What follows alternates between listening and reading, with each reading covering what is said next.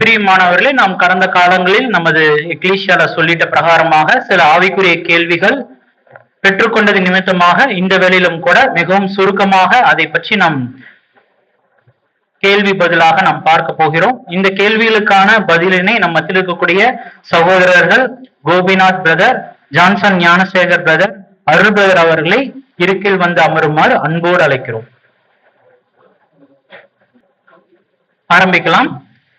பிரியமானவர்களே, முதலாவது கேள்விக்குள்ளாக கடந்து போகலாம். மூன்றாவது கேள்வியிலையும் கூட மூன்றாவது பாடத்துல கூட இஸ்ரேல் குறிச்சதான அந்த கள நிலவரங்களை குறித்து நாம் பார்த்திருந்தோம்.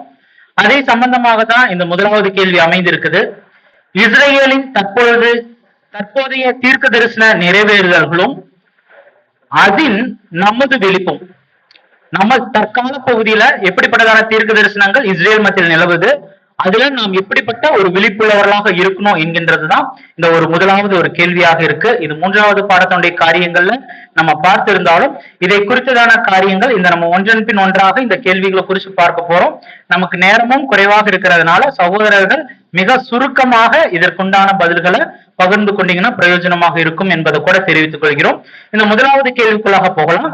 இஸ்ரேலின் தற்பொழுதைய தீர்க்க தரிசன நிறைவேறுதலும் அதில் நமது விழிப்பும், இந்த ஒரு கேள்வியினுடைய காரியத்துல சகோதரர் கோபிநாத் பிரதர் தங்களுடைய புரிந்து கொள்ளுதல் மற்றும் 7ஆம் எக்காலத்தினுடைய வார்த்தைகள்ல இருந்து இதனுடைய காரியங்களை பகிர்ந்து கொள்ளுமாறு அன்போடு கேட்டுக்கொள்கிறோம். சகோதரருக்கு நன்றி. சகோதரர் அனைவருக்கும் நன்றி. பிரியமானவர்களே, இப்போ நம்ம கண்ணு முன்னாடி பார்த்து கொண்டு இருக்கிற சம்பவங்களை குறித்து நம்ம வேதாகம வெளிச்சத்தின்படி பார்க்கும்போது இது நிச்சயமாக தேவனுடைய ஜனங்கள் மத்தியில் அனுமதிக்கப்பட்டிருக்க ஒரு இந்த விசேஷ இஸ்ரேலர்கள் கண்டிப்பாக வசனத்தின்படியாக நம்ம கவனிக்கும் போது குறிப்பாக கருத்து தான் இது.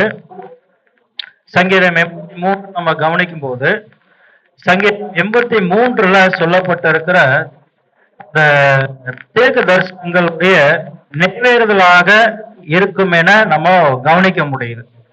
காரணம் என்னன்னா, அந்த வசன பகுதிகளில் முதலாவது வசனத்துல இருந்து நம்ம ஒரு 10 வசனங்கள் வரையும் நம்ம கவனிக்கும் போது அங்க 10 தேசங்கள் பத்தி, புறஜாதி தேசங்கள் பத்தி சொல்லி இருப்பதை நம்ம கவனிக்க முடியுது. அந்த 10 தேசங்களோ பத்தி என்ன சொல்லப்பட்டிருக்குன்னா, அவர்கள் இஸ்ரேலை அழிக்கணும் என்ற ஒருமித்த கருத்தோடு கூடி வந்திருப்பதை கவனிக்க முடியும். அந்த 10 தேசங்கள் என்று சொல்லும் போது ஏதோ ஒரு சொல்லட்டுமான 10 இல்லாமல் சுற்றி இருக்கக்கூடிய அரபு தேசங்களை பத்தி தான் சொல்லுது. ஏன்னா அங்க சொல்லப்பட்டிருக்கிற அந்த கோத்திரங்கள் அல்லது அந்த ஜனங்கள் பத்தி சொல்லும் போது ஏதேம் பத்தி சொல்றாரு. அப்புறம் கேபாலர், அம்மோனியர், அமலேக்கு, இவங்கெல்லாம் யார் அப்படின்னா நமக்கு நன்கு தெரியும், அரேபியர்கள் என்பது நமக்கு தெரியும். ஸோ இவங்க தான் அதுக்கு எதிராக வந்து நிற்கிறவங்க. இவர்களுடைய வாயிலிருந்து வந்திருக்கிற வார்த்தைகள் இன்றைக்கு நம்ம மீடியாக்கள்லாம் பார்க்கும்போது அவங்க சொல்லிட்ட வார்த்தை தீர்க்க தரிசனத்தில் இருக்கிற அந்த வார்த்தைகள் அப்படியே நிறைவேறி இருப்பதை நம்ம கவனிக்க முடியுது. எப்படி இருக்கு அப்படின்னா, இதோ உம்முடைய 2வது வசனம் சங்கீதம் 83:2 இதோ உம்முடைய சத்துருக்கள் கொந்தளித்து உம்முடைய பகைஞர் தலையெடுக்கிறார்கள். உமது ஜனத்துக்கு விரோதமாக உபாய தந்திரங்களை யோசித்து உமது மறைவில் இருக்கிறவர்களுக்கு விரோதமாக ஆலோசனை பண்ணுகிறார்கள். அவர்களை ஒரு ஜாதியா இராமலும் இஸ்ரவேலின் பேரினை நினைக்கப்படாமலும் போவதற்காக அவர்களை அதம் பண்ணுவோம் வாருங்கள். சோ இப்போ இந்த அதம் பண்ணுவோம் வாருங்கள் என்ற வார்த்தை அப்படின்னு என்னன்னா, அவங்கள கம்ப்ளீட்டா ஒரு தேசம் இல்லாதபடிக்கு நம்ம அழைச்சிடுவோம் வாங்க அப்படிங்கிறது கடந்த நாட்கள்ல நம்ம மீடியாவில் வெளிப்படையாக பார்த்தவைகள். அரபு தேசத்தினுடைய தலைவர்களாகட்டும், அதை சார்ந்தவங்களாகட்டும், வெளிப்படையான ஒரு ஸ்டேட்மெண்ட் அவங்க கொடுத்துருக்குறாங்க. இஸ்ரேல இனிமே ஒரு தேசமே இல்லாம போகும் என்று கடுமையான எச்சரிக்கை எல்லாம் வந்து கொடுத்தாங்க. அப்ப இந்த வசனத்துல இருக்கக்கூடிய அந்த தீர்க்க தரிசனம் அப்படியே கண்ணு முன்னாடி நிறைவேறு வருவதாகத்தான் நம்ம வந்து கவனிக்க முடியுது. ஆனாலும் இறுதியில பார்க்கும்போது இந்த 83வது சங்கீதத்தின்படியாக நம்ம பார்க்கும்போது இஸ்ரேலுக்கு விரோதமா யாரெல்லாம் எழும்பி வந்தாங்களோ அவர்கள் எல்லாருமே ஒரு மிகப்பெரிய அழிவை சந்திக்கப்பட போறாங்க என்பதும் வசனத்துல இருக்கு. அதுல ரொம்ப விசேஷமா நம்ம பார்க்கும்போது இந்த அரபு தேசங்களுக்கு இன்றைக்கு பக்கபலமாக இருப்பது யாருன்னா ரஷ்யா. ரஷ்யாவை பத்தி இங்க 8வது வசனத்துல சொல்லும்போது, அசீரியரும் அவர்களோட கூட கலந்து லோத்தின் புத்திரருக்கு பயபலமானார்கள். அசீரியர்கள் ரஷ்யா. சோ அப்ப இவங்கள் இன்னைக்கு அரேபியர்களுக்கு பெரிய ஒரு பலனாக இருப்பது, அதனாலதான் அவங்க இவ்வளவு தைரியமா வேலை செய்வதும் கவனிக்க முடியுது. ஆனா இப்படி வந்தவங்களுக்கு எல்லாம் என்ன நடக்கும் என்பதுதான் 9வது வசனம் 10 மற்றும் 11ல சொல்றாரு. மீதியானருக்கு செய்தது போலவும். உடனே நம்ம நிழல் என்ன சிந்திக்கணும், மீதியாருக்கு என்ன நடந்துச்சுன்னு நமக்கு தெரியும். அடுத்து கீசோன் எனும் ஆற்றண்டை எந்தோரிலே அழைக்கப்பட்டு நிலத்துக்கு எரிவாய் போன சிசேரா, நமக்கு தெரியும் சிசேராவுக்கு என்ன நடந்துச்சு.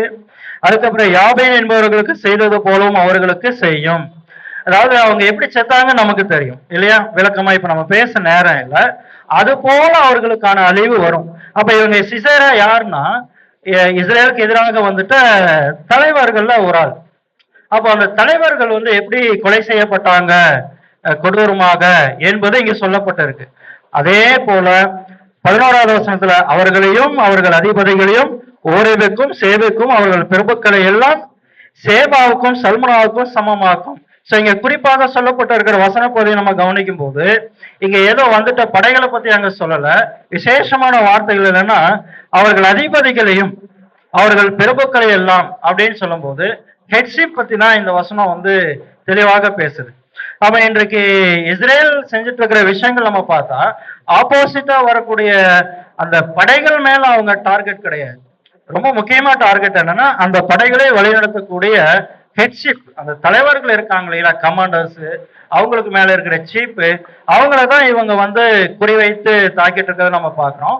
அந்த தாக்குதல்ல அவங்க வைத்த குறியில ஒருத்தர் கூட மிஸ் ஆகல இது வரைக்கும். அது மாத்திரமல்ல அவங்களுடைய மரணம் நம்ம பார்த்தோம்னா ரொம்ப கொடூரமா இருக்கு. சர்வசாதாரணமாக அவங்கள அவங்க விடுறதில்லை. அவ்வளவு கொடூரமாக அவர்கள் சாகடிக்கப்பட்டு வருவதையும் நம்ம கவனிக்க முடியும். அப்ப கிட்டத்தட்ட பார்க்கும்போது இது சங்கீதம் 83 அது முழுமையாக நடப்பதற்கும் நிறைவேறுவதற்கும் தற்போதைய சூழல் வழிநடத்த கூடலாம் என்பது கருத்தாக நம்ம முன்வைக்கிறோம். Thank you brother. ஜானி பிரதர், உங்களிடத்துல என்னன்னா இப்ப சகோதரர் கூட என்னன்னா இஸ்ரேல் என்ன பண்றாங்கன்னா ஆடுகளை அடிக்கிறது இல்ல, டைரக்டா அந்த ஆட்டை யார் மேய்ச்சிட்டு வராங்களோ மெய்ப்பர்லயே அடிக்கிறாங்க. அப்ப அந்த மெய்ப்பர்களை சுற்றி அடித்து வராங்க. நீங்க பாடத்துல என்ன சொன்னீங்கன்னா இப்ப அடுத்து ஒவ்வொரு காசா இது எல்லாத்தையும் அடிச்சுட்டு வந்துட்டு இப்ப லெபனான் போறாங்க, இதற்குண்டான காரியங்கள் கடந்து வருகிறது அப்படிங்கிறத பார்க்கிறோம். அப்ப இந்த ஒரு சூழலை நாம் பார்க்கும் பொழுது இது சங்கீதம் 83 தீர்க்க தரிசனத்தினுடைய துவக்கமாக நம்ம பார்க்க முடியுமா?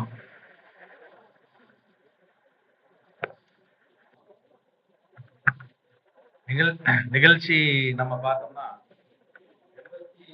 73ஆம் சங்கீதத்துல இவைகள் இந்த இந்த சம்பவங்கள் எல்லாமே ஒரு நடந்து கொண்டிருக்கக்கூடிய ஒரு நிகழ்ச்சிகள்ல ஒரு பாகம் இவைகளினுடைய அடுத்தடுத்த எபிசோட்ஸ், அதாவது இன்னும் முன்னேற்றங்கள் இன்னும் இருக்கு. நம்ம நிச்சயமா நீங்க சொன்ன மாதிரி இதை எடுத்துக்கலாம் போகுமா. அப்ப இது துவங்கி இருக்கு. கர்த்தர் இயேசு கிறிஸ்து மறைமுகமா வந்துட்டார் அப்படிங்கிற, அதாவது கண்ணுக்கு தெரியாம ஆளுகை செய்யறது போல வந்துட்டாரு, ஆனா யாருக்கும் தெரியல. அதே போல சங்கீதம் 83 அப்படிங்கிற அந்த தீர்க்க தரிசனத்தினுடைய ஒரு ஸ்டார்டிங் டைம்ல இருக்கு, ஆனா அது வீரியம் இன்னும் சமீப காலங்கள்ல வர்றதுக்கு வாய்ப்பு இருக்கு அப்படிங்கறத நம்ம புரிஞ்சுக்கலாங்களா? புரிஞ்சுக்கலாம். இன்னொன்னும் அடிஷனலா சொல்றதுக்கு ஆசைக்கிறோம். என்ன அப்படின்னா இப்ப இந்த பீரியட் நம்ம பார்த்தா ஒரு ஒரு லாஜிக்காக, அதாவது நம்ம புரிஞ்சுக்கணும். ஆஃப்டர் த கொரோனா பீரியட்னு வச்சுக்கோங்களேன். ஆஃப்டர் த கொரோனா பீரியடுக்கு அப்புறம் இந்த எபிசோட்ல இப்படி தொடங்குது. ஆனா இதற்கு முன்னாடிய வரலாறு 1975, 1967, 1963, அப்புறம் அதுக்கு முன்னாடி இருந்த வார்களுக்கும் இந்த வசனங்களுக்கும் சில சம்பந்தங்கள் இருக்கு. ஆகவே அது ஏற்கனவே நடந்துட்ட நிகழ்ச்சிகளினுடைய விவரங்களே இது உள்ளடக்கிதான் இருக்கு. ஏன்னா இந்த prophecy many kinds folding revealing ப்ராபசிங்கிறாங்க. அதாவது பல கட்ட நிறைவேறலை உள்ளடக்கி தரிசனமா இருக்குது. ஆனா சகோதரர் ரொம்ப அருமையா சொன்னார். பயன்படுத்தப்பட்ட அடையாளங்கள் டைட்டில் டீடு பேர் கொடுத்துருக்காங்க. அசீரியரும் கேபாலரும்னா அந்த டெரிட்டரி பீப்புள் தான், அவங்க தான் வர முடியும், வேற யாரும் இல்லை. Thank you brother. அருண் பிரதர், அப்ப சகோதரர்கள் நமக்கு தெளிவா அந்த இஸ்ரேலினுடைய காரியங்கள் எப்படிப்பட்டதாக மூவ் ஆயிட்டு இருக்கு அப்படிங்கிறத சொல்றாங்க. இப்ப உங்க இடத்துல நம்ம வைக்கிறது என்னன்னா அந்த கேள்வியுடைய இறுதி பாகம், இதன் மத்தியில் நம்ம எப்படி விழிப்பா இருக்கு. ஏன்னா அத்திமரத்தை பாருங்க, அதை கவனிக்க வேண்டியவர்களாக இருக்கிறோங்கிறப்ப அந்த அத்திமரத்தினுடைய காரியங்கள் ப்ராசஸ் பை ப்ராசஸ். ஏன்னா இஸ்ரேல் அப்படின்னு எடுத்துட்டோம்னா அது ஒரு நாள் ஃபுல்லா எடுக்கிற சப்ஜெக்ட். இப்ப என்னன்னா நம்ம சங்கீதம் 83 பாக்குறோம். அடுத்து மதில்கள் இல்லாத பட்டணம்ங்கிற ஒரு மாபெரும் தீர்க்க தரிசனம் நடைபெற இருக்குது. இப்படி ஒவ்வொரு ப்ராபசியின் மத்தியில ஆவிக்குரிய இஸ்ரேல் ஜனங்களாகிய நம்ம எப்படிப்பட்ட ஒரு விழிப்பு, எப்படிப்பட்டதான ஒரு கிரியைகள் காண்பிக்க வேண்டியவங்களா இருக்கிறோம். இதுல முதலாவது நான் இந்த கருத்துக்கள்ல நான் சில விஷயங்கள் பேச விருப்பப்படுறேன். சொல்லுங்க. 83 பத்தி. இப்ப நடந்து கொண்டிருக்கிற அந்த விஷயங்கள் வந்து 83ன்னு நம்ம சொல்லிட முடியாது. ஏன் சொல்றோம் அப்படின்னா அதுக்கான பாதை ஆரம்பிக்கிற மாதிரி தெரியுது.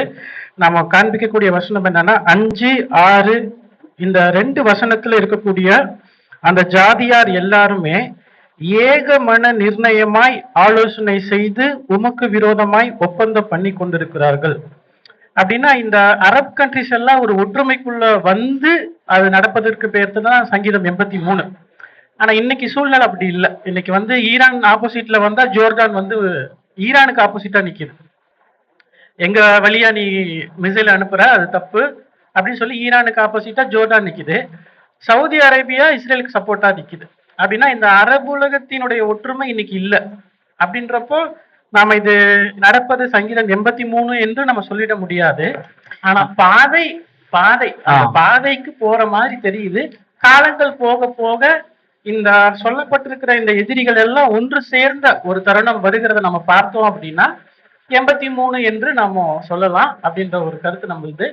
கண்டிப்பா பிரதர். ஏன்னா 2 சகோதரர்களுமே வலியுறுத்தினது என்னன்னா, ஏன்னா 83 துவக்கமே என்னன்னு பாக்குறப்ப பயங்கர கொந்தளித்துன்னு வந்துருச்சு. அப்பனா அவங்க எல்லாருமே ஒன்னு சாயிட்டாங்க. ஒன்னு சாய் கொந்தளிக்கிறாங்கிறப்ப அவங்க ஒன்ன சாகிற பாயிண்ட் இன்னுமே நீங்க சொல்ற பிரகாரம் நடக்கல. அதே வேளையில அவங்க எப்பயுமே கொந்தளிப்பு இருந்துகிட்டு தான் இருக்கு. இப்பதான் சமீபத்துல இல்ல, எப்ப இஸ்ரேலா நாடாச்சோ அப்ப இருந்தே 6 நாள் யுத்தத்துல இருந்து அது எல்லாருமே எதிர்த்து போராடக்கூடியவர்களாக இருந்தாலும் அந்த ஒட்டுமொத்த ஜனங்களையும் ஒருமனப்படுத்துறதுக்குண்டான ஒரு ஆயத்தமான ஒரு காரியங்கள் கடந்து போகிறதா சகோதரர்கள் பகுதி விட்டதை நம்ம புரிஞ்சுக்கிறோம். ஆமாங்க. அடுத்து செப்பனியா 2ஆம் அதிகாரம் 4ஆம் வசனம் இப்ப நிறைவேறின ஒரு தீர்க்க தரிசனமாக நம்ம பார்க்கிறோம். காட்சா குடியேற்று அஸ்கலோன் பாலாகும். இந்த காட்சா எனப்படக்கூடிய வார்த்தை இங்கிலீஷ்ல படிச்சீங்கன்னா காசான்னு வருது. இன்னைக்கு அப்டேட் என்னன்னா காசால ஜனங்கள் குடியிருக்கக்கூடிய சூழ்நிலை கிடையாது. நம்முடைய இந்த வசனத்திற்கான நிறைவேறுதெல்லாம் இப்ப கண்கூட பார்க்கிறோம். இன்னொரு விஷயம் என்ன, இஸ்ரேல் இன்னைக்கு நடக்கக்கூடிய ஒரு விஷயம், இஸ்ரேலுடைய கூட்டி சேர்க்கப்படுதல் ஒரு சீரியஸான கண்டிஷன்ல போயிட்டு இருக்கு. அதாவது நம்ம 1878 இருந்து ஒரு 2 விதம் இருக்கு. மீன் பிடிக்கிற மெத்தடு, வேட்டையாடுற மெத்தட். இந்த மெத்தட்ல தான் இஸ்ரேல் ஜனங்கள் கூட்டி சேர்க்கப்பட்டு கொண்டு வந்துட்டு இருந்தாங்கன்னு படிச்சோம். ஆனா இப்போ சூழ்நிலை கொஞ்சம் இன்னும் அப்டேட் ஆயிருக்கு. ஒண்ணு என்னன்னா இஸ்ரேலுக்கு தேவை, நீடு, மஸ்ட், எல்லா யூதர்களும் இஸ்ரேலுக்கு வந்தே ஆகணும். ஏன்னா நாடு வந்து ரொம்ப ஆபத்துல இருக்கு. 2வது யூத இன வெறுப்பு வந்து உலகம் முழுவதும் ஜாஸ்தி ஆயிடுச்சு. அப்பாவியான பாலஸ்தீனர்கள் கொல்லப்படுறாங்க, லெபனான் ஜனங்கள் கொல்லப்படுறாங்கன்னா உலகம் முழுவதும் யூதர்களுக்கான எதிர்ப்பு அதிகமாகிட்டே வருது. அமெரிக்காக்குள்ளாரையே யூதர்கள் கிட்ட ப்ரொடெஸ்ட் பண்ணிட்டு இருக்காங்க எதிரா. அதே மாதிரி உலகம் முழுவதும் யூதர்கள் விஷயத்துல எதிர்ப்பு அதிகமாகுது. அப்ப யூதர்கள் வந்து உலகம் முழுவதும் தங்குவதற்கான சாத்தியக்கூறுகள் இந்த நடக்கக்கூடிய சூழ்நிலைகள்ல குறைஞ்சுக்கிட்டே வருது. அப்ப அவர்கள் நிம்மதியா வாழணும்னா கண்டிப்பா சொந்த தேசத்துக்கு வந்தே ஆகணுன்ற கட்டாயத்துக்கு தள்ளப்படுறாங்க. இன்னைக்கு அந்த கூட்டி சேர்க்கப்படுதல் கொஞ்சம் சீரியஸா விதமா நடந்துக்கிறதா நம்ம பார்க்கணும். Thank you brother. வேட்டைக்காரர்களுடைய காரியம் தீவிரம் அடைகிறது அப்படிங்கறத வெறுப்பு ஜாஸ்தியாகுது. ஆன்டி ப்ரொடெஸ்ட் இஸ்ரேல் உலகம் முழுவதும் எதிர்ப்பு அதிகமாக இஸ்ரேல். அடுத்த கட்ட வேட்டைக்காரர்கள் நிமித்தமாக தேசம் ஒன்று சேர்க்கப்படுதுன்னு பாக்குறோம். நம்மளுடைய அடுத்த ஒரு காரியம் பாக்குறோம், இதன் மத்தியில புதிய சிருஷ்டி எப்படிப்பட்ட ஒரு விழிப்பு. அதாவது கர்த்தர் நமக்கு வந்து அதிக உறுதியான தீர்க்க தரிசனங்கள் அப்படின்னு சொல்லி ஒரு விஷயம் வச்சிருக்கிறாரு. 2 பேதுரு 1:19 படிக்கும்போது அந்த அதிக உறுதியான தீர்க்க தரிசனங்கள்ல நம்பர் 1 என்னன்னா இஸ்ரேல்ல இவைகள் சம்பவிக்கிறதை நீங்கள் காணும் போது லூக்கா 21ஆம் அதிகாரம் 30ன்னு நினைக்கிற வசனம், தேவனுடைய ராஜ்யம் சமீபமா இருக்கிறது என்று நீங்கள் அறிவீர்கள். மத்தேயுல படிக்கும்போது நான் வாசலுக்கே வந்துட்டேன் என்பதற்கு அத்திமரத்தை பாருங்கன்னு சொன்னார். ஆனா அத்திமரம் இளங்கிளை தோன்றி துளிர் விடுகிறத நீங்கள் காணும் போது தேவனுடைய ராஜ்யம் சமீபமா இருக்கிறது அப்படின்னு நீங்க அறிகின்றார். அப்படின்னா அவர் வந்துட்டாருன்றதுக்கு இளங்கிளை தோன்றி துளிர் விட்டுடுச்சு. ஆனா துளிர் விட்டுடுச்சு அப்படின்னா தேவனுடைய ராஜ்யம் சமீபமா இருக்குதுன்றத நீங்க அறிஞ்சுக்கணும்னு சொல்லி லூக்கால சொல்றாரு. அப்படின்னு நாம என்ன புரிஞ்சுக்கிறோம்னா ஒருவேளை இந்த தீர்க்க தரிசன வசனங்கள் நிறைவேறும் போது தெய்வீக திட்டத்துல தேவனுடைய கண்ணுக்கு தெரியக்கூடிய ராஜ்யத்தின் பாகம் கிட்ட கிட்ட நெருங்கி வருது. அப்படி கிட்ட வருதுன்னா அதே லூக்கா 21ஆம் அதிகாரம் 28 நினைக்கிறேன். உங்கள் மீட்பு இவைகள் சம்பவிக்கிறதை நீங்கள் காணும் போது உங்கள் மீட்பு சமீபமா இருக்கிறத நீங்க என்ன பண்ணுங்கன்னா அறிந்து கொள்ளுங்க. சோ ரொம்ப நாள் ஆகாது, நம்முடைய ரட்சிப்பு ரொம்ப குறுகிய நாள் இருக்கின்ற ஒரு உணர்வு நமக்கு வருதுன்றத நம்ம. அப்ப இஸ்ரேலினுடைய அந்த ஒவ்வொரு தீர்க்க தரிசனங்களும் இன்னும் காலம் செல்லாது, காலம் செல்லாது, காலம் செல்லாது, இததான் நமக்கு என்ன பண்ணுதுன்னா எச்சரிப்பா கொடுக்கிறது அப்படிங்கிறத நம்ம பார்க்கிறோம். நம்ம நேரம் கருதி அடுத்த கேள்விகளுக்குள்ளாக நம்ம சற்று விரைவாக கடந்து போயிடலாம். இரண்டாவது கேள்வி என்னன்னா, 4 அமைப்புகள், அரசியல், மதம், சமுதாயம், பொருளாதாரம், இந்த 4 அமைப்புகளுடைய வீழ்ச்சி நடைமுறை வாழ்க்கையில் எப்படிப்பட்டதாக இருக்கும் மற்றும் நாம் எப்படிப்பட்டதாக அது நமக்கு பாதிப்பை ஏற்படுத்தும். ஏன்னா வீழ்ச்சி அப்படின்னு நம்ம பார்க்கிறப்ப, உதாரணத்திற்கு பொருளாதார வீழ்ச்சி அப்படின்னு நம்ம எடுத்துக்கொண்டோம்னா கோவிட், அதுக்கு முன்பதாக இருக்கக்கூடிய ஒவ்வொரு நாடுகள்ல ஒவ்வொரு விதங்கள்ல நடைபெற்றது. இந்தியாவில அப்படின்னு பாக்குறப்ப பணவீக்கம் ஏற்பட்டுச்சு, இன்னும் சில நாடுகள் பார்க்கிறப்ப பஞ்சம் ஏற்பட்டுச்சு, கொள்ளை நோய்கள் இன்னும் சில இடங்கள்ல இருந்துச்சு. இந்த மாதிரி பல இடங்கள்ல பரவலாக அந்த கோவிடுக்கு முந்தைய வருடத்துல இருந்தே தொடர்ந்து பொருளாதாரத்தினுடைய பாதிப்புகள் கடந்து வந்து கொண்டு இருக்கு. ஆனா நாம் வாழும் காலப்பகுதியில் இப்ப எக்ஸாம்பிள் இந்தியா, தமிழ்நாடு அப்படின்னா அப்படியே ஒரு ஜென்யூனா போயிட்டு இருக்கு. ஆனா இதே காலப்பகுதியில அநேக இடங்கள் பஞ்சங்களும் அன்றாட ஒரு வேலை சாப்பாட்டுக்கு கூட வழி இல்லாத ஒரு தருணங்களும் கடந்து போயிட்டு இருக்கிற மத்தியில இந்த 4 அமைப்புகள் எப்படிப்பட்டதாக கண்களுக்கு முன்பதாக விழுந்து போகும், அதுல நம்ம எப்படிப்பட்டதாக நமக்கு பாதிப்புகள் அல்லது நாம் எப்படிப்பட்டவர்களாக இருக்கணும் அப்படிங்கிறத ஜான்சன் ஞானசேகர் பகிர்ந்து கொண்டீங்கன்னா நல்லா இருக்கும். அதாவது இந்த 4 அமைப்புகள் நம்ம பார்த்தா, அந்த அமைப்புகள் நம்ம எல்லாருக்கும் ஞாபகத்தில் இருக்கும். ஒன்று அரசியல், அப்புறம் சமுதாயம், மதம், பொருளாதாரம். இந்த 4 அமைப்புகள் இப்போது சரியில்லை, அதாவது வீழ்ச்சியின் பாதையில பயணிச்சுட்டு தான் இருக்கு. ஆனா இதனுடைய முன்னேற்றம் மிகப்பெரிய அளவுல வீழ்ச்சி நோக்கி போகும்போது சகோதரர் CTR அவர்கள் என்ன பண்ணிருப்பாரு, 4வது வால்யூம்ல சில பரிந்துரைகள் கொடுத்திருக்கிறார். 10 விதமான ஸ்டாண்ட் பாயிண்ட்ல பெரிய கொந்தளிப்பு ஏற்படும். அரசியல்லையும் கொந்தளிப்பு இருக்கும், சமுதாயத்திலையும் கொந்தளிப்பு இருக்கும், மதத்திலையும் கொந்தளிப்பு இருக்கும், அப்புறம் கடைசியா பொருளாதாரத்திலையும் கொந்தளிப்பு இருக்கும். அந்த மாதிரி ஒரு கொந்தளிப்பான சூழல் அப்படிங்கும்போது எந்த துறையிலையும் ஒரு ஸ்திரத்தன்மை இருக்காது. முதல் வியூ எதுலையும் பார்த்தா ஒரு அதிருப்தி இருக்கும், ஸ்திரத்தன்மை இருக்காது. 2வது அதிருப்தி இருக்கும். இதன் மத்தியில குறுக்கீட்டுக்கு மன்னிக்கவும், ஸ்திரத்தன்மை அல்லது அந்த உறுதியற்ற தன்மை அப்படின்னா பிராக்டிக்கலா சொல்லுங்க. பிராக்டிக்கலா எப்படின்னா, சம்பளம் ஒரு வேலைக்கு போன மாசமான சம்பளம் அல்லது வாரமான சம்பளம் அப்படிங்கறது எதிர்பார்க்க முடியாது. அப்ப அந்த வேலை ஒரு சமுதாயத்துல ஒருத்தர் வேலைக்கு போறாரு, கண்டிப்பா அவர் சார்ந்து இருக்கக்கூடிய அந்த வேலை நிமித்தம் எதுவும் கிடைக்கலன்னு போது அவர் ஆட்டோமேட்டிக்கா அதிருப்தி நிலைமைக்கு போய் வர்க்க போராட்டத்துக்குள்ள இருக்குவார். தட் மீன்ஸ் தொழிலாளர்கள் முதலாளிகள் வர்க்க போராட்டம். இது ஒரு உதாரணம் கொடுக்க விரும்புறோம். இப்படி போல ஒவ்வொரு துறைகளிலும் சம்பந்தப்பட்டவருடைய ஸ்திரமற்ற நிலைமையும் நிர்வாகத்துடைய ஸ்திரமற்ற நிலைமையும், அதே நேரத்துல பணியாளர்கள் அல்லது அதை சார்ந்திருக்கிறவங்களுடைய வாழ்க்கையும் அதிருப்தியை நோக்கி போகும்போது ஆட்டோமேட்டிக்கா அங்க என்ன ஆயிடுதுன்னா அது ஃபெயிலியர், நிர்வாகத்துடைய ஃபெயிலியர், தோல்வியை காமிக்குது. அதே மாதிரி வங்கிகள் திவாலாகிறதுனால பணத்தை வங்கிகளை நம்பி பெரிய அளவுல போட்டுருக்கவங்க, தங்க இருப்ப பெரிய அளவுல வைத்திருக்கிறவங்க அல்லது மிகப்பெரிய பங்கு முதலீடுகளை வச்சிருக்கிறவங்க எல்லாருடைய இதுவும் டம்ப் ஆகும், பெரிய அளவு முடக்கமாகும் பொருளாதாரத்தை பொறுத்த வரைக்கும். அப்படிங்கும் போது இதுக்கு சொல்யூஷன் என்ன அப்படிங்கறத யாரும் சொல்ல முடியாது. அப்ப எல்லாரும் என்ன ஆயிடுவாங்க அப்படின்னு சொன்னா, ஏதோ ஒரு மர்மமான விஷயம் நம்மளை போட்டு ஆழ்த்துதுன்னு சொல்லி பெரிய குழப்பத்துக்குள்ள போவாங்க. அப்ப குழப்பமான ஒரே ஒரு வகுப்பார் என்னன்னா அவங்க கர்த்தர் இயேசுனுடைய சீசத்துவத்தில் இருக்கக்கூடிய சகோதரர்கள் சகோதரிகள், அவர்களுக்கு வேதமானவருக்கு டைட்டில் இருக்கு. அப்போ இப்ப இந்த மாதிரி தேவ வார்த்தைகளின் பிரகாரமா இந்த அமைப்புகள் வீழ்ச்சியை நோக்கி ஸ்டெப் அப் ஆயிட்டு இருக்குங்கிறத தெளிவா புரிந்து கொண்ட நாம, இந்த விசுவாசம் தேவன் நமக்கு கொடுத்திருக்கிற விசுவாசம், அவர் சொன்னபடிதான் நிச்சயம் நடக்கும், அதுல எந்த சந்தேகமும் இல்லை. அதனால பெரிய அளவுல நாம அரசியல் மேலேயோ சமுதாயத்து மேலேயோ மதத்து மேலேயோ அல்லது பொருளாதாரத்து மேலேயோ நம்பிக்கை வைக்காம நாம் அன்றாடம் நமக்கு தேவையானதை தேவனுடைய வழிநடத்தோட வாங்கிக்கணுங்கிறார். அதே நேரத்துல உண்மையாகவே ஒரு கான்செக்ரேட்டட் பிரதர்ஸ் அண்ட் சிஸ்டர்ஸ் உண்மையாகவே அந்த வீழ்ச்சி நடந்துட்டு இருக்கும் போது அதனுடைய உச்சபட்சத்தை நெருங்கும் போது இவர்கள் பதற்றமடைய தேவையில்லைங்கிறார். காரணம் தேவனுடைய கரம் அவங்களை சந்திக்குங்கிறார். அதற்குரிய வாக்குத்தத்தம் நாம் கொடுக்கப்பட்டிருக்கு. நாம பயந்துக்க வேண்டியதில்லை, குழப்பமடைய வேண்டியதில்லை. உலக ஜனங்கள் ஃபெயிண்ட் ஆகிற மாதிரி, அதாவது பயம் மற்றும் சோர்வு, இது நிமித்தம் மிகப்பெரிய ஐஸ்வர்யவான்கள் எல்லாம் அலறி அழுவாங்களாம். யாக்கோபு சொல்றார், ஐஸ்வர்யவான்களே அலறி அழுங்கள்ங்கிறார். அந்த அளவுக்கு வெக்ஸ் ஆயிருவாங்க. இன்னும் சொல்ல போனா நிறைய பேர் கீழ்ப்பக்கத்துக்கு கொண்டு வர அளவுக்கு ஆயிருவாங்க. அதிர்ச்சிகரமான உண்மைங்க நடக்க போகுது. அப்போ ஐஸ்வர்யங்களை நம்பினவங்க ஒண்ணுமில்லாம போவாங்க, நிலையில்லாத செல்வத்தை நம்பினவங்க ஒண்ணுமில்லாம போவாங்க.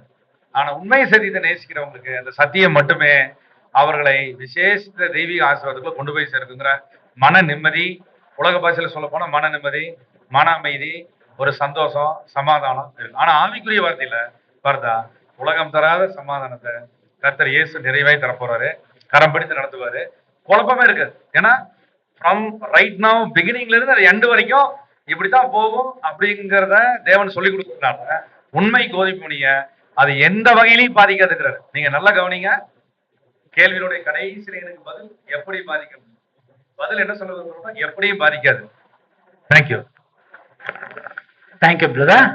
அப்ப அந்த 4 வீழ்ச்சிகளும் இன்னும் முழுசா வீழல, வீழ்ந்து கொண்டே இருக்கிறதனுடைய ஒரு காரியத்துலதான் இருக்கிறோம் அப்படின்னு பாக்குறோம். அப்ப இதனுடைய மத்தியில நம்ம லூக்கா வசனம் சொல்ற பிரகாரமாக சோர்ந்து போகும், மனிதருடைய இருதயமோ சோர்ந்து போகும். அது திருத்தின மொழிபெயர்ப்புல பார்க்கிறப்ப உருக்குலையும் அப்படிங்கிற வார்த்தை இருக்கு. ஆனா அத்தனை பேர் அந்த ஒரு சூழல்ல உருக்குலையக்கூடிய நிகழ்ச்சி கடந்து போனாலும் கூட தேவனுடைய பிள்ளைகள் மத்தியில மனநோயாளியாவாங்களாம். அதுதான் கீழ்பாக்கம் நான் சொன்னேன் போடுவேன். அதான் ரொம்ப பெரிய பெரிய ஆளு இல்லை, மனநோயாளியாக போடுவாங்க. பெரிய அதிர்ச்சிகரமான உண்மை.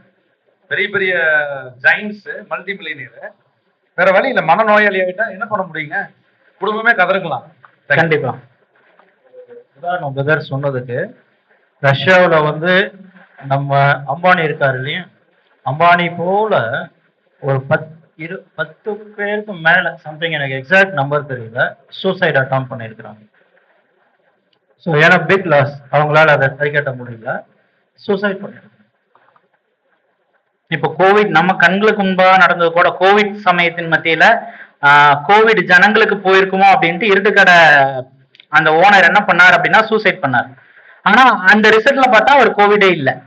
அந்த மாதிரி அந்த ஒரு என்ன அடுத்து நடக்க போகுது என்கின்ற ஒரு அறியாத ஒரு சூழல்ல ஒரு தடுமாற்றம், ஒரு குழப்பம் ஒட்டுமொத்த ஜனங்களின் மத்தியில அது பாதிக்கும் அப்படிங்கிறத நம்ம பார்க்கிறோம். ஆனா தேவனுடைய பிள்ளைகளின் மத்தியில எந்த ஒரு பதட்டமோ பயமோ தேவையில்லை. ஏன்னா தேவன் அவருடைய தூதர்களின் மூலமாக தூக்கிட்டு போவார் அப்படிங்கிறத பார்க்கிறோம்.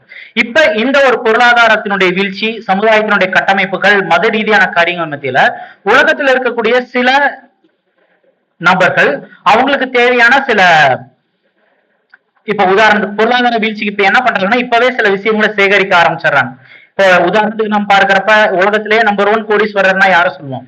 பில்கேட்ஸ் சொல்லுவோம். ஆனா அவர் என்ன பண்றாருன்னு பார்க்கும் பொழுது அவருடைய சாஃப்ட்வேர் ஷேர் மார்க்கெட்ல அது என்ன பண்றாரு அப்படின்னா அதன ஷேர்ஸை கொடுத்துட்டு சில விவசாயங்கள், அதுக்கு தேவையான களஞ்சியங்கள் கட்டக்கூடியவராக இருக்கிறார். அப்படிப்பட்ட காரியத்துல நாம் அதை போன்று ஏதேனும் ஒரு காரியத்துல ஆயத்தங்கள் நாம் செய்யலாமா? எப்படிப்பட்டவர்களாக இருக்கணும் அப்படிங்கிறத கோபி பிரதர் உங்களுடைய கருத்து பதிவிடுறீங்களா? நமக்கு தேவனே நம்முடைய ஆண்டவர் மூலம் நல்ல ஆலோசனை கொடுத்துருக்கிறார். நீங்க எதையும் சேர்த்தெல்லாம் வைக்க வேண்டாம். ஏன்னா எது சேர்த்து வச்சாலும் எதுவும் நிலைக்காது. ஏன்னா இந்த அமைப்புகள் எல்லாமே அழிக்கப்பட்டு கொண்டு இருக்கிற காலத்துல நம்ம இருக்கும்போது அவர் அழிக்கணும்னு நினைச்சத நம்ம யாரும் வந்து காப்பாற்றணும்னு நினைச்சோம்னா, இல்ல அதை நம்பி நம்ம எதையாவது தக்க வச்சுக்கலான்னு முயற்சிகளை போனா கண்டிப்பா அட்டர் ஃபெயிலியர் ஆகும். ஆகையினால் அன்றன்றைய தினத்துக்கான தேவைகள் அது நமக்கு சந்திக்கப்படுறதுல சந்தோஷப்பட்டுக்கிட்டு, ஆனா அதுக்காக அந்த அதாவது நீங்க பயன்படுத்தின வார்த்தை வந்து எதையாவது நம்ம அவங்கள போல நமக்காக ஏற்படுத்தி வைத்துக்கலாமா என்பதை எந்த அளவில் செய்யலாம் அப்படின்னா, ஏன்னா அது வசனங்களே நமக்கு இருக்கிற ஆலோசனை, அந்த அளவுக்கு மாத்திரம் செய்தால் போதும். அப்படின்னா நம்முடைய தேவைகளுக்கு போக பரிசுத்தவான்களுக்காக நம்ம ஒரு அளவு எடுத்து சேமிச்சு வைக்கிறது, அது நமக்கும் உதவும், அவங்களுக்கு உதவும், கர்த்தருடைய ஊழியத்துக்கு உதவும். அப்ப அந்த லிமிட் என்னங்கிறத மாத்திரம் செய்துக்கிட்டா போதுமானது. மற்றபடி இன்னைக்கு அழிந்து கொண்டு இருக்கிற இந்த அமைப்புகள் நம்பி ஏதாவது செய்தோம்னா கண்டிப்பா லாஸ் தான் ஆகும். Thank you brother. சொல்ல ஆசைக்கிறேன். அதாவது இப்ப நீங்க யாராவது ஒருத்தர் குறிப்பிட்ட உதாரணம் சொல்ல விரும்புறேன். இப்ப எக்ஸ்ங்கிற ஒரு வேதமானவர், அவர் வந்து ஒரு வேலைக்கு போறாரு, சம்பாதிக்கிறார். பிரதருடைய பரிந்துரை என்னன்னா பரிந்துரை என்ன, இப்போ நீங்க ஒரு மாசம் போறீங்க வேலைக்கு போறீங்கன்னா ஒரு மாசம் சம்பளத்துக்கு சேவிங்ஸ் வச்சுக்கோங்க. மாத சம்பளம் எப்போ உங்களுக்கு அட்வான்ஸா சேவிங்ல இருக்கணும். உங்களுக்கு ஒரு மாசம் வேலைக்கு போக முடியல அல்லது உங்களால ஏதாவது உடம்பு சரியில்லாம லாஸ் ஆஃப் ஆகுது, அதை நீங்க காம்பன்சேட் பண்ணிக்கிறாரு. நம்ம அன்றாட குடும்பங்கள்ல நாம சேமிப்பு அப்படிங்கிறது கண்டிப்பா ஒண்ணு வேணும். அதுக்குன்னு சேமிப்பே வாழ்க்கையா போய் வாழ்க்கையவே கஞ்சத்தனத்துக்குள்ளேயும் கொண்டு போயிடக்கூடாது. அது இது இப்படி வெளிப்படையா பேசுறாரு அவரு. We should not be stingy people. நம்ம கஞ்சத்தனமா இருக்கக்கூடாது. தேவனுக்காக செலவு பண்றதுல கணக்கு வழக்கு பாத்துறாதீங்கிறது. ஏன்னா இப்பதான் நமக்கு வாய்ப்பு செலவழிக்கிறதுக்கு. இப்ப செலவழிக்கிறதுக்கு யோசிச்சோம்னா பின்னாடி எப்பவுமே நம்ம செலவழிக்க முடியாது. அவர் நம்மளை செலவழிக்க சொன்னது நம்மளை முழுசும். அதுல வந்துட்டு நம்ம கவனமா இருக்குங்கிற காரணம், வலது கையில வாங்கி இடது கை கொடுக்குறோம். அதான் தாவீது சொன்ன மாதிரி உமது கரத்திலே வாங்கி உமக்கே கொடுக்குறோம். அதனால பொருளாதாரத்தை ஹேண்டில் பண்றதுல வேதமானவர்கள் வந்து கர்த்தர் இயேசுவை பின்பற்றி யதார்த்த மனதுள்ளவங்களா இருக்கணுங்கிற. தேங்க்யூ. Thank you brother. அப்ப இந்த ஒரு 4 அமைப்புகளுடைய வீழ்ச்சிகளின் மத்தியில தேவனுடைய பிள்ளை ஒரு இளைப்பாறிய ஒரு நிலைமையில தேவனுடைய சித்தத்துக்கும் தேவனுடைய கரத்திற்கும் ஒப்பு கொடுத்தவர்களாக இருக்கணும் அப்படிங்கிறது தான் நாம் எந்த ஒரு தருணத்திலையும் நாம் சிந்தனைகளை நிறுத்த வேண்டியவர்களாக இருக்கிறோம்ங்கிறத பார்க்கிறோம். 3வது கேள்விக்குள்ளாக நாம் கடந்து போகலாம்.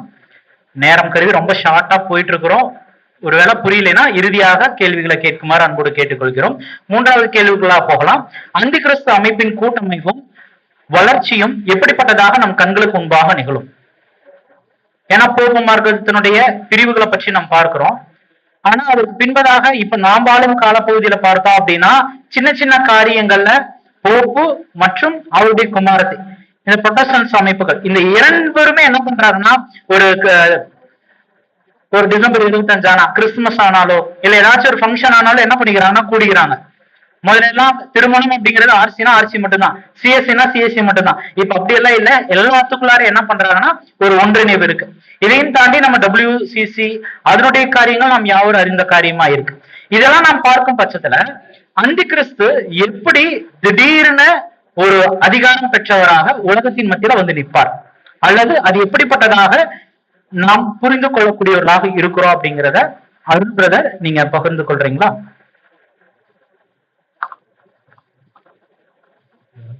பேசுவாங்க, நான் சுருக்கமா சொல்லிடுறேன். ஆக்சுவலா இந்த மிருகத்தினுடைய எழுச்சி பத்தி வெளிப்படுத்தின விசேஷம் 17ஆம் அதிகாரம் 9ஆம் வசனம். பாதாளத்திலிருந்து ஏறி வர இருக்குது, முன்னே இருந்தது இப்ப இல்ல, 8வது ஆனவன் அதுக்கு ஒரு பேர் இருக்குது. மிருகம் பாப்பசி, அது பாதாளம் வல்லமையற்ற நிலைமையில இருந்து ஏறி வர ஆரம்பிக்குது. முந்தி இருந்த நிலைமைக்கு எப்படி மறுபடியும் வரும்னா அந்த 10 நாடுகள் யூரோப்பியன் தேசம் வந்து ஒன்றிணைந்து, அதுல ரொம்ப பியூட்டிஃபுல்லான வேர்ட்ஸ் இருக்கு அந்த 13ஆம் அதிகாரத்துல நீங்க படிச்சீங்கன்னா, முதல்ல மிருகம் சில விஷயங்களை ராஜாக்களுக்கு கொடுப்பாங்க, பின்பு ராஜாக்கள் அந்த மிருகத்துக்கு சில விஷயங்கள் கொடுப்பாங்க. இந்த ஒத்துழைப்போடு கூட தான் மிருகம் உயரத்துக்கு வரும் அந்த 1 மணி நேரம் அளவும். இது இன்னைக்கு நடக்கிற போர் சூழலோடு கம்பேர் பண்ணி படிச்சோம்னா யூரோப்பியன் யூனியனுடைய பொருளாதாரம் ஒரு வீழ்ச்சியை நோக்கி இன்னைக்கு போய்கிட்டு இருக்கு. இப்ப ஜெர்மனி உக்ரைனுக்கு சப்போர்ட் பண்றாங்க. ஜெர்மனியினுடைய பொருளாதாரம் ரொம்ப வீழ்ச்சி ஆயிடுக்கு. அவங்களோட கம்பெனி இன்டெல் எல்லாம் இழுத்து மூடிட்டு இருக்கிறாங்க. புது கம்பெனி வரும்னு சொன்னாங்க, அது வரதில்லை, டாப்பாய் நிக்குது. அதே போல அவங்களுடைய பொருளாதார தட்டுப்பாடு EU டோட்டலாவே என்ன ஆயிட்டு இருக்குன்னா சரிவை சந்திச்சுக்கிட்டு இருக்கு. இப்ப மீண்டுமா இந்த போர் சூழல்ல இன்னும் அதிகமான வீழ்ச்சிக்குள்ள போகும்போது அவங்களுக்கு சப்போர்ட் தேவை. இந்த சப்போர்ட் யார் மூலமா கிடைக்கும்? உலகத்திலேயே ரொம்ப வெல்த்தான ஒரு அமைப்புன்னா போக்கு மார்க்கம் தான். சோ மறுபடியும் இந்த யூரோப்பியன் யூனியனை தூக்கி நிறுத்துவதற்கான முழு ஒத்துழைப்பும் மிருகம் செய்யும். அப்படி மிருகம் செய்யும் போதுதான் மிருகத்துக்கு ஒத்துழைப்பு அவங்க கொடுப்பாங்க அந்த 1 மணி நேரம் அளவு. இது மிருகத்தோட விஷயத்துல நம்ம எதிர்பார்த்துக்கிட்டு இருக்கிற விஷயம். மிருகத்தின் சொரூபை பத்தி படிக்கும் போது அந்த மிருகத்தின் சொரூபம் 1948 WCC உருவாயிடுச்சு. ஆனா அது பேசத்தக்கதாகவும் கொலை செய்யத்தக்கதாகவும் அதுக்கு இன்னும் ஆவி மட்டும் வரல. 2 கொம்புள்ள மிருகம் தான் அதற்கு ஆவி கொடுக்கறதுக்கான சத்துவத்தை கையில வச்சிருக்கிறாங்க. சத்துவம் குறிக்குது அப்போஸ்டாலிக் சஜஷன். இந்த மிருகத்தின் சொரூபம் இன்னும் பேசுற அளவுக்கு, அதை வணங்காத யாவரை கொலை செய்யக்கூடிய அளவுக்கு தக்கதாக அதுக்கு இன்னும் ஆவி வரல. அது மீன்ஸ் என்னன்னா அந்த பர்பஸ் இன்னைக்கு தொட்டு இருக்கு. 4th வால்யூம்ல இந்த மிருகத்தின் சொரூபம் எப்படி ஆவி பெற்றுக்கொள்ளுன்னு சொல்லி இன்ட்ரோடக்ஷன்ல பேசுறாரு அப்படின்னா, ஒரு புரொட்டஸ்டான்ட் சபை இன்னொரு புரொட்டஸ்டான்ட் சபை சொல்லக்கூடிய விஷயத்த கேட்காது. அவங்களுக்குள்ளே பிரச்சனை வரும். நீ யார் என்னை சொல்றதுக்கு, நான் யார் உன்னை சொல்றதுக்கு, நீ பண்றது சரியா நான் பண்றது சரியா அப்படின்ற ஒரு கன்வர்சேஷன் போயிட்டே இருக்கும். இது எங்க ஸ்டாப் ஆகும்னா, நான் சொன்னா நீ கேட்டே ஆகணுன்ற கட்டாயத்துக்குள்ள வருவது தான் மிருகத்தின் சொரூபம். மிருகத்தின் சொரூபம் ஒண்ணு பேசிச்சுன்னா உலகம் முழுவதும் இருக்கக்கூடிய புரொட்டஸ்டன்ட் சபைகள் கேட்டே ஆகணும். ஆனா இன்னைக்கு அந்த ஒரு கெப்பாசிட்டி மிருகத்தின் சொரூபத்துக்கு இல்ல. ரசல் என்ன சொல்றாருன்னா, புரொட்டஸ்டன்ட் சபைகளுக்கு உண்டான அந்த கருத்து வேறுபாடுகள் அதிகமாயிட்டே இருக்கணும். இன்னைக்கு பாத்தீங்கன்னா பாஸ்டர் ஜான் ஜெபராஜ் அங்க டான்ஸ் ஆடிட்டு இருக்கிறாரு ஆராதனையில. ஜஸ்டின் அவர் ஒரு பக்கம் சபையிலே டான்ஸ் ஆடுறாரு. இது வந்து பேர் கிறிஸ்துவ மண்டலத்துல பாஸ்டர்ஸ்ங்களுக்கு மத்தியில நிறைய பேச்சுவார்த்தை போகுது. நீங்க இப்படி பண்ணலாமா, ஆராதனை நடக்கிறதுல டான்ஸ் ஆடலாமா? அவர் கேட்கிறார், நீ யார் இதை கேட்கறதுக்கு? நான் இப்போ புதுசு அப்டேட்டா எடுக்கிறேன், நாங்க வாலிபர்களுக்கான ஊழியர்கள். இந்த கான்வர்சேஷன் சோசியல் மீடியால அதிகமாகுது. இதெல்லாம் நம்ம எங்க கொண்டு போவோம் அப்படின்னா, ஒரு பொதுவான தலைமையின் கீழே கட்டுப்பட்டு இருக்கக்கூடிய சூழ்நிலைக்கு புரொட்டஸ்டன்ட் சபைகளை வழிநடத்துது. இது முத்தணும். இன்னும் இந்த பிரச்சனை முத்தும் போதுதான் ப்ரெடிக்ட் பண்ணது, அவங்க ஒரு தலைமையின் கீழே ஒன்னா செயல்பட ஆரம்பிப்பாங்க. Okay brother. இப்ப கோபி பிரதர் என்ன ஒரு காரியம் அப்படின்னா, இப்ப வெளிப்படுத்தின புஸ்தகத்தில் நம்ம பார்க்கிறோம், வேறொரு தூதரானவர் ஏந்திர கல்லுக்கு ஒப்பான ஒரு கல்லை எடுத்து அதை தூக்கி எறிந்தார், சமுத்திரத்துல எறிந்தாருங்கிற வசனம் போய் பார்ப்போம். அப்ப அந்த தூக்குதல்ங்கிறது அந்த உயர்த்துதலை குறிச்சு நம்ம பார்ப்போம். அப்ப சகோதரர் கூட கொடுத்தாரு என்னன்னு பார்க்கிறப்ப அந்த 10 ராஜாக்களுக்கு அதிகாரம் கொடுத்த ஒரு காரியம். அந்த 10 ராஜாக்களுக்கு அந்த அதிகாரம் எப்படி அந்த போப்பு மார்க்கம் மற்றும் புரொட்டஸ்டன்ட் அமைப்பின் கைகள்ல அது இருக்கும். இவங்க அவங்களுக்கு சப்போர்ட் பண்றாங்க. அடுத்ததாக இந்த ராஜாக்கள் இவர்களுக்கு அதிகாரம் கொடுக்கறாங்கன்னா அது நம் கண்களுக்கு முன்பதாக எப்படிப்பட்டதாக அது வெளியரங்கமாக இருக்கும். இது வந்து ஃபர்ஸ்ட் இப்போ ஆர்சி, அப்புறம் ப்ராட்டஸ்டன்ட் அமைப்புகள். இப்போ அண்டர் கிரவுண்ட்ல நிறைய வேலை போயிட்டு, ஒருவேளை இன்னைக்கு அந்த கேள்வி முதல்ல தெரிஞ்சிருந்தா எவிடன்ஸ் காமிச்சிருக்கலாம். ஏன்னா அண்டர் கிரவுண்ட்ல நிறைய வேலைகள் போயிட்டு இருக்கு. வெளியே நமக்கு மீடியாக்கள் அது வருதில்லை. இப்போ அவங்களுடைய யூனியன் வந்து கிட்டத்தட்ட பல என்ன சொல்றது ஒப்பந்தங்களோட போயிட்டு இருக்கு. இப்ப இந்த ஒப்பந்தங்கள் முதல்ல இவங்க வந்து ஒண்ணு சேர்றதுக்கான முயற்சிகளை பண்ணிட்டு இருக்கிறாங்க. ஆனா இது நம்ம கண்ணு முன்னாடி பார்க்கறது எப்படி பார்க்கலாம் அப்படின்னா, முதல்ல ஐரோப்பிய ஒன்றியம் வந்து யூனியன் வந்து கம்ப்ளீட் பொருளாதாரத்துல பிளாப் ஆகும். அது இன்னைக்கு கண்ணு முன்னாடி நல்லாவே தெரியுது, நல்லாவே பிளாப் ஆயிருக்கு. அதனால இங்கிலாந்து வெளியே வந்துச்சு அதுல இருந்து. ஸோ இன்னும் அதனுடைய பலம் வந்து குறைஞ்சிட்டு தான் இருக்கு ஐரோப்பிய யூனியன். அப்ப இது இன்னும் அதிகமாகும். இன்னும் எந்த அளவுக்கு அதிகமாகும் அப்படின்னா, ஒருவேளை இது இஸ்ரேலோட லிங்க் பண்ணி நம்ம கொஞ்சம் சிந்திக்கலாம். ஏன்னா சங்கீதம் 83 அதனுடைய உச்சத்துக்கு வரும்போது, ஸோ இப்போ நம்ம ஒரு வேளை ஆரம்பத்தில் இருக்கலாம், நம்ம பார்க்கும்போது தெரியும். ஏன்னா தீர்க்க தரிசனங்கள் வந்து இமிடியேட்டா இதுதான் நம்ம சொல்றதுக்கு இல்லை. ஸோ அது போற போக்கு நம்ம நிதானமா கவனிக்கணும்னு தான் ஆண்டவர் நமக்கு சொல்லி கொடுக்குறாரு. ஒருவேளை இந்த போக்கு அதிகமாகும் போது ஐரோப்பிய யூனியன் தீர்க்க தரிசனத்தின்படி இஸ்ரேலுக்கும் உதவ வரும்போது இன்னும் அவங்களுடைய பொருளாதாரம் சரிவுக்குள்ள போயிட்டு இருக்கிறத கவனிக்க முடியும். அப்போ அடுத்த 83 முடிச்ச பிற்பாடு இவங்களுடைய சரிவை இன்னும் கொஞ்சம் சீர்தூக்கி பார்த்தாங்கன்னா ரொம்ப டவுன்ல இருக்கிறத பார்ப்பாங்க. அப்ப கண்டிப்பா போப்பு கிட்ட அவங்க உதவிக்கு போய் தான் ஆகணும், வேற வழி கிடையாது. போப்பு தான் உதவி செய்யணும். இதெல்லாம் நடக்கணும்னா இன்னும் கொஞ்சம் டைம் எடுக்கும்.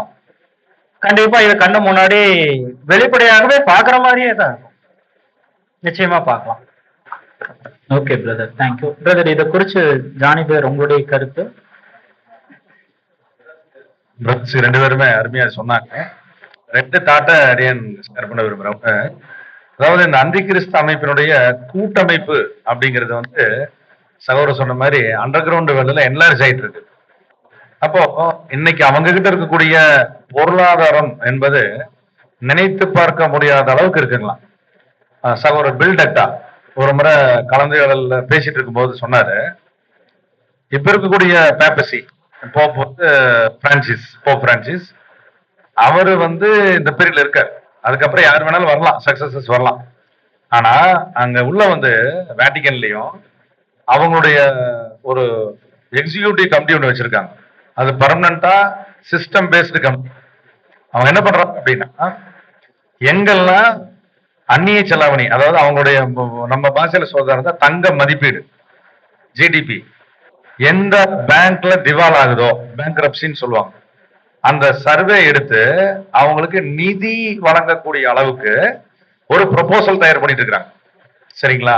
அது மாத்திரம் இல்ல, ரஷ்யா வந்து இவ்வளவு ஸ்ட்ராங்கா இன்னைக்கு நிக்கிறதுக்கு காரணமே போப்புன்னு சொன்னா யாராவது நம்ப முடியுமா?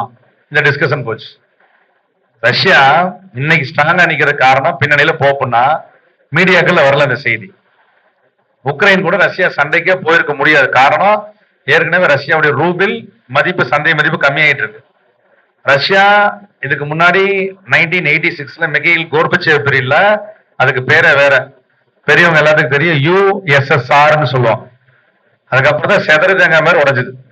அதுக்கு முன்னாடி அவங்க வந்து மைட்டி நேஷன், வல்லரசு நாடு, Soviet socialist republic union Nations அது. ஆனா இன்னைக்கு ஒரு சிங்கிள் நாடு இருக்கு. அப்ப இந்த நாடுகளை இணைக்கக்கூடிய ப்ரொபோசலும் யார் கையில கொடுத்திருக்காங்கன்னா போப் கையில. இந்த அஜெண்டாவும் போயிட்டு இருக்குது. இதுவும் மீடியாக்களுக்கு தெரியாது. இப்ப இந்த அளவுக்கு பாபிலோன், அதாவது தாய், சகல அருவருப்பு தாய், மகாவேகி, திரளான தண்ணீர் மேல உட்கார்ந்தாச்சுங்க. Revelation 18th chapter, ongoing prophecy, fulfilling prophecy. நம்ம எதிர்பார்த்துட்டு கூடாது இனிமேல் தான் நடக்க போதும். No no no no no, silently emerging, சைலண்டா நடந்துட்டு இருக்குது. நம்ம இதெல்லாம் வந்து நம்ம தினமலர்ல வரும், தினத்தந்தியில வரும், அல்லது வாஷிங்டன் போஸ்ட்ல வரும், அல்லது டிவியில நியூஸ்ல டெய்லி சொல்லுவாங்க நினைச்சா நம்மள மாதிரி ஏமாறுறவங்க வேற யாரும் இருக்க முடியாது. இதை வந்து ஏற்கனவே நடந்தாச்சு, நடந்துட்டு இருக்கு. என்னுடைய உச்சத்தை தொடும். எப்போ தொடும்? ரொம்ப அருமையா சார் சொன்னாங்க, பேங்குக்கு திவால் ஆகணும். ஐரோப்பிய யூனியன்ல 3 நாடு இப்ப திவால் நோட்டீஸ் விட்டுட்டாங்க. ஏற்கனவே தெரிஞ்ச மாதிரி கிரீஸ், கிரேட் பிரிட்டன், அயர்லாந்து. அதுக்கப்புறம் இன்னும் சில நாடுகள் விட வைக்க போறாங்க. அதற்கும் நிதி சார்ந்த சர்வதேச மாஃபியாவா பேப்பசிங்க இருக்கு. சர்வதேச மாஃபியா, எக்கனாமிக் மாஃபியா உருவாயிட்டு இருக்குது. நாட் ரிலீஜியஸ், எக்கனாமிக் மாஃபியா கையில தான் இந்த ரிலீஜியஸ் பவர், அந்த அத்தாரிட்டியை தேவன் புடிச்சு கொடுக்க போறாரு. காரணம் என்னன்னா, செகண்ட் வேர்ல்டு வார் நடத்துனது யார் அப்படின்னா வரலாற்று நோக்கர்களுக்கு இவங்களுக்கு தெரியும், போப் தான். எப்படின்னா அடால்ஃப் ஹிட்லர், இத்தாலியினுடைய சான்சலர் முசோலினி, இவங்க எல்லாம் ஃபிங்கர் டிப்ல வச்சிருந்தது அன்னைக்கு இருந்த போப். இவங்களுக்குரிய ரகசிய கூட்டணி பேச்சுவார்த்தை நடந்துச்சு. அதே மாதிரி இப்போ மிடில் ஈஸ்ட் பிரச்சனைக்கு கோகையும் மாகோகையும் சந்திக்க வைக்க வேண்டிய பிளேஸ்க்கு யார் வர போறாங்கன்னா போப் தான். Whether it may be Francis or may be his successor, அல்லது பின்னாடி வரக்கூடிய அவருடைய பின்னாடி வரக்கூடிய யாராவது இருக்கலாம். ஆனா அவங்க வந்து ரொம்ப பலமான சிந்தனைகளோடு இருக்காங்க. காரணம் என்னன்னா, we will build a new Europe-னு போப் ஜான் பால் சொன்னார். போப் ஜான் பாலுக்கு அந்த அதிகாரத்தை யார் கொடுத்தது? அவரை எடுத்துக்கிட்டார். ஆஃப்டர் தட் இவங்களுடைய ஸ்லோகன் எல்லாம் புதிய ஐரோப்பாவை கட்டுவாங்க. இப்ப வந்துருக்கிற போப் என்ன தெரியுங்களா சொல்றாரு? அதோட ஒருபடி மேல போய் புதிய ஆசியாவை கட்டுவாங்கிறார். இதனால வம்பா போச்சு, புதிய ஆசியான்னு இந்தியாவும் இருக்கு, இனி வேற வரும்போது புதிய உலகத்தை கட்டுவோம்னு சொல்லுவாராம். அப்ப நிலைமை எங்க போகணும் மீதி நம்ம புரிஞ்சுக்க வேண்டியதான். ஆக அவங்க வெல் அட்வான்ஸா இருக்காங்க. ஆனா அவங்க சைலண்ட் ஸ்லீப்பர்ஸ் எல்லாம் இருக்காங்க. சகோதரர் ரொம்ப அருமையா சொன்னார். அந்த சத்துவம் கொடுக்கப்படுறது வந்துட்டு பாத்தீங்கன்னா 3 கேட்டகரி. ஒன்னு அப்போஸ்தலிக் சக்சஷன், அப்போஸ்தலர் வாரிசு உரிமை. இன்னொன்னு பவர் அண்ட் அத்தாரிட்டி சக்சஷன், அவங்களுக்கு தான் ஆளுகை, வல்லமை, அதிகாரம் பண்ற அனைத்து உரிமைகளும் இருக்குன்னு சொல்லி எப்படி 2ஆம் உலக போறப்போ அதுக்கு முன்னாடி திருச்சபையோட 2 கால வரலாறு சார்லிமன் மற்றும் பவரை கொடுத்தாங்களோ கிரிகோரிக்கு, அதே மாதிரி செகண்ட் வேர்ல்டு வார்ல ஹிட்லர், முசோலினி கொடுத்தாங்களோ, அதே மாதிரி இனி வரக்கூடிய போப் இவங்களுக்கு கொடுக்க போறாங்க. இது நிறைவேற வேண்டிய இருக்கு தரிசனம். Power and authority handed over to Vatican. Vatican is not a simple city, but also world capital அறிவிக்கப்பட போகுது. அதனால தான் Holy Roman Empire again re-established நடக்க போகுது. இதை நோக்கி நடந்துட்டு இருக்குது. காரியங்கள் கணக்கச்சிதமா நடந்துட்டு இருக்குது. ஆனா அடிப்படைவாதிகள் கையில கொடுக்காதீங்கன்னு சொல்லி ஐரோப்பாவுல இன்னைக்கு சில அதிபர்கள் தடுத்துட்டு இருக்கிறதுனாலதான் இது நின்றுட்டு இருக்குது. அடிப்படைவாதினா மத அடிப்படைவாதி போப் சொல்றாங்க, அவங்க கையில கொடுக்காதீங்க. அதுக்கு பதிலாக ஒண்ணு பண்ணுங்க, அவங்ககிட்ட கூடிய கர்தினால் ஸ்டீமை அனுப்புங்க. நாம ஒரு புது ஐக்கியம் தொடங்குவோம், WCC கூட வச்சுக்குவோம். முக்கூட உடன்படிக்கை. தவளை வந்து ஒண்ணு கத்துனா சவுண்ட் வராதுங்க, நிறைய தவளை சேர்ந்தா ப்ரோக்ராக் சவுண்ட் வரும். அந்த சத்தத்துக்கு ஞான அர்த்தம் என்னன்னு நமக்கு தெரியும், விளக்க உரைகள் இருக்கு. பகத்தான பேச்சு தொடங்கிட்டாங்க. மேட்டுமையான கண் இனிமேல் தான் வரப்போகுது. அப்போ அதுக்கு யார் தேவைன்னா பொலிட்டிக்கல் ஹெட்ஸ் தேவை. அப்ப Vladimir Putin is the best political head for papacy hand. And also the new emerging leaders in European Union அதுக்கப்புறம் வர போறாங்க. 3 லீடர்ஷிப் அவங்க பண்ணிருக்காங்க. அந்த 3 லீடர்ஸ் இப்ப அடுத்தது யூஎஸ்ல லீடர்ஸ் யாருன்னு பார்க்கும்போது டொனால்ட் ட்ரம்ப கேட்ச் பண்ணிருக்காங்க. இல்லைன்னா கமலா ஹாரிஸ், யார் அவங்களுக்கு தோதா வராங்களோ அவங்கள தான் கேட்ச் பண்ண போறாங்க. எப்படி வந்து இஸ்ரேல் எனிமி லீடர்ஸை டார்கெட் பண்ணுது, அதே மாதிரி பேப்பசி அவங்களுக்கு சப்போர்ட்டிவ் லீடர்ஸை டார்கெட் பண்ணிட்டு இருக்குது. அப்படி பார்த்தா மிடில் ஈஸ்ட் இருக்கிற அத்தனை லீடர்ஸும் பேப்பசியினுடைய பிரசன்ட் கண்ட்ரோல்ல இருக்காங்க, எக்ஸப்ட் இஸ்ரேல், இஸ்ரேலை தவிர. Is the beautiful scenario. அப்போ என்ன நடக்க போகுது அப்படின்னா, இந்த வளர்ச்சி நம்ம நினைச்சிட வேண்டாம், இது நல்லா வளரணும், டைம் ஆகணும். அசுர வளர்ச்சி இப்பவே இருக்குது. பில்டர் தான் சொன்ன இன்னொரு முக்கியமான பாயிண்ட்,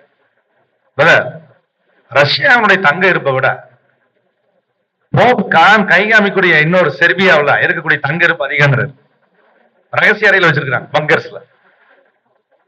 அவங்க காரணத்தோடய ஆதாரத்தோடய சொன்னார்.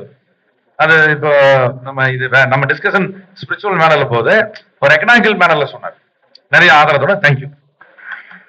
அப்ப அந்தி கிறிஸ்துவனுடைய கூட்டமைப்பு அப்படிங்கிறது முழு வீரியம் அடையாவிட்டாலும் ஆனா அதனுடைய வேலைகள் மறைமுகமாக கடந்து போய் கொண்டு இருக்கிறது அப்படிங்கறத நம்ம பார்க்கிறோம். குறிக்கிறதுக்கு மன்னிக்கும், முழு வீரியம் அடைஞ்சிடுச்சு. ஏற்ற நேரத்துல அது முழுமையா வெளிப்படுத்தப்பட்டுரும். பிஃபோர் தட் சர்ச் கிளாஸ்க்கு என்ன தேவன் விளக்க விரும்புறாருன்னா, அது வெளிப்படையா மீடியாக்கள்ல சொல்லப்படாதனாலே செயல்படாம இருக்கிற மாதிரி காமிக்கிறதுனால நம்ம என்ன நினைச்சிட வேண்டாம்னா, இனிமேல் அதெல்லாம் பண்ண போறாங்கன்னு நினைச்சிட வேண்டாம். They are in the safety position already. அவங்க சுவிட்ச் தட்டினா லைட் எரியும், அவ்வளவுதான் விஷயம். சுவிட்ச் தட்டினா போதும். ஆனா சுவிட்சே தட்டாத மாதிரியும் ஒயரே இல்லாத மாதிரி காட்சி போயிட்டு இருக்கு. இங்க நமக்கு என்ன கொஸ்டின் தான், இந்த கரண்டா வெளியே எப்படி லைட் எரியும் நினைக்கிறோம். கரண்ட் எல்லாம் கொடுத்தாச்சு, சுவிட்ச் போட்டாச்சு, போட்டா லைட் எரியும், அவ்வளவுதான். உள்ள ஆள் வரல. That is the matter. அப்ப இயந்திரங்கள் ரெண்டு இணைக்கப்பட்டாச்சு, அவ்வளவுதான். தட்டுதான் போதும், தேவன் தட்டினா போதும், எரிச்சு. அப்ப அர்மகுதோனை நோக்கின்ற அந்த ஒரு பயணத்துல அந்த போப்பு மார்க்கமும் புரொட்டஸ்டன்ஸும் இணைஞ்சிட்டாங்க. ஆனா அது வெளியரங்கமா தெரியாம மறைமுகமா இருக்கு. நம்ம ஆல்ரெடி ஒரு சமீபத்துல கூட கேள்விப்பட்டோம், போப் கடந்த போப்புகளை காட்டில இந்த போப் இப்படிப்பட்டவரா இருக்கிறாருன்னா கிறிஸ்தவம் இல்லாத நாடுகள்ல கூட இவர் அதிபர்களோட ரொம்ப நெருக்கமுள்ளவரா இருக்கிறாரு அப்படிங்கறத கூட நம்ம கேள்விப்பட்டோம். அது மாத்திரமல்ல, ஒவ்வொருடைய கருத்துக்களையும் நாம் பார்க்கும் பொழுது அவர்கள் நட்பு ரீதியை தாண்டி பண ரீதியிலையும் என்ன பண்றாங்க அப்படின்னா, பேங்குகளையும் அங்க இருக்கக்கூடிய ஆளக்கூடிய பிரதமர்களையும் அவர்கள் கையில் வசம் எடுக்கக்கூடியவர்களாக இருக்கிறாங்க அப்படிங்கிறத புரிஞ்சுக்கிறோம். அப்ப இது ஒரு கட்டத்தின் மத்தியில இந்த அதிகாரங்கள் அந்த ஐரோப்பிய யூனியன் மற்றும் மற்ற நாடுகளுடைய ஆதரவுகள் போப் மத்தியில கடந்து போகும் பொழுது அது ஒரு பகிரங்கமான ஒரு ஆளுகை வருவதற்கு வாய்ப்பு கண்கூடாக இருக்கிறது அப்படிங்கறத கூட நம்ம பார்க்கிறோம். சகோதரர் கூட தெரிவிச்சார் என்னன்னா, சரி இன்னும் ஒரு 4 வருஷம் 5 வருஷம் இல்ல, அடுத்த மாசம் வந்தாலும் ஆச்சரியப்படுறதுக்கு இல்ல, மன்னிக்கும் நாளைக்கு வந்தா கூட ஆச்சரியப்படுறதுக்கு இல்ல அப்படிங்கறதுதான் சகோதரருடைய அந்த ஒரு தியானத்தினுடைய காரியங்களை நம்ம பார்க்கிறோம். இந்த ஆங்கிலிக்கன் சர்ச் ஆஃப் இங்கிலாந்து சொல்றாங்க. சர்ச் ஆஃப் இங்கிலாந்து தான் புரொட்டஸ்டன்ட்ஸோட ஹெட்.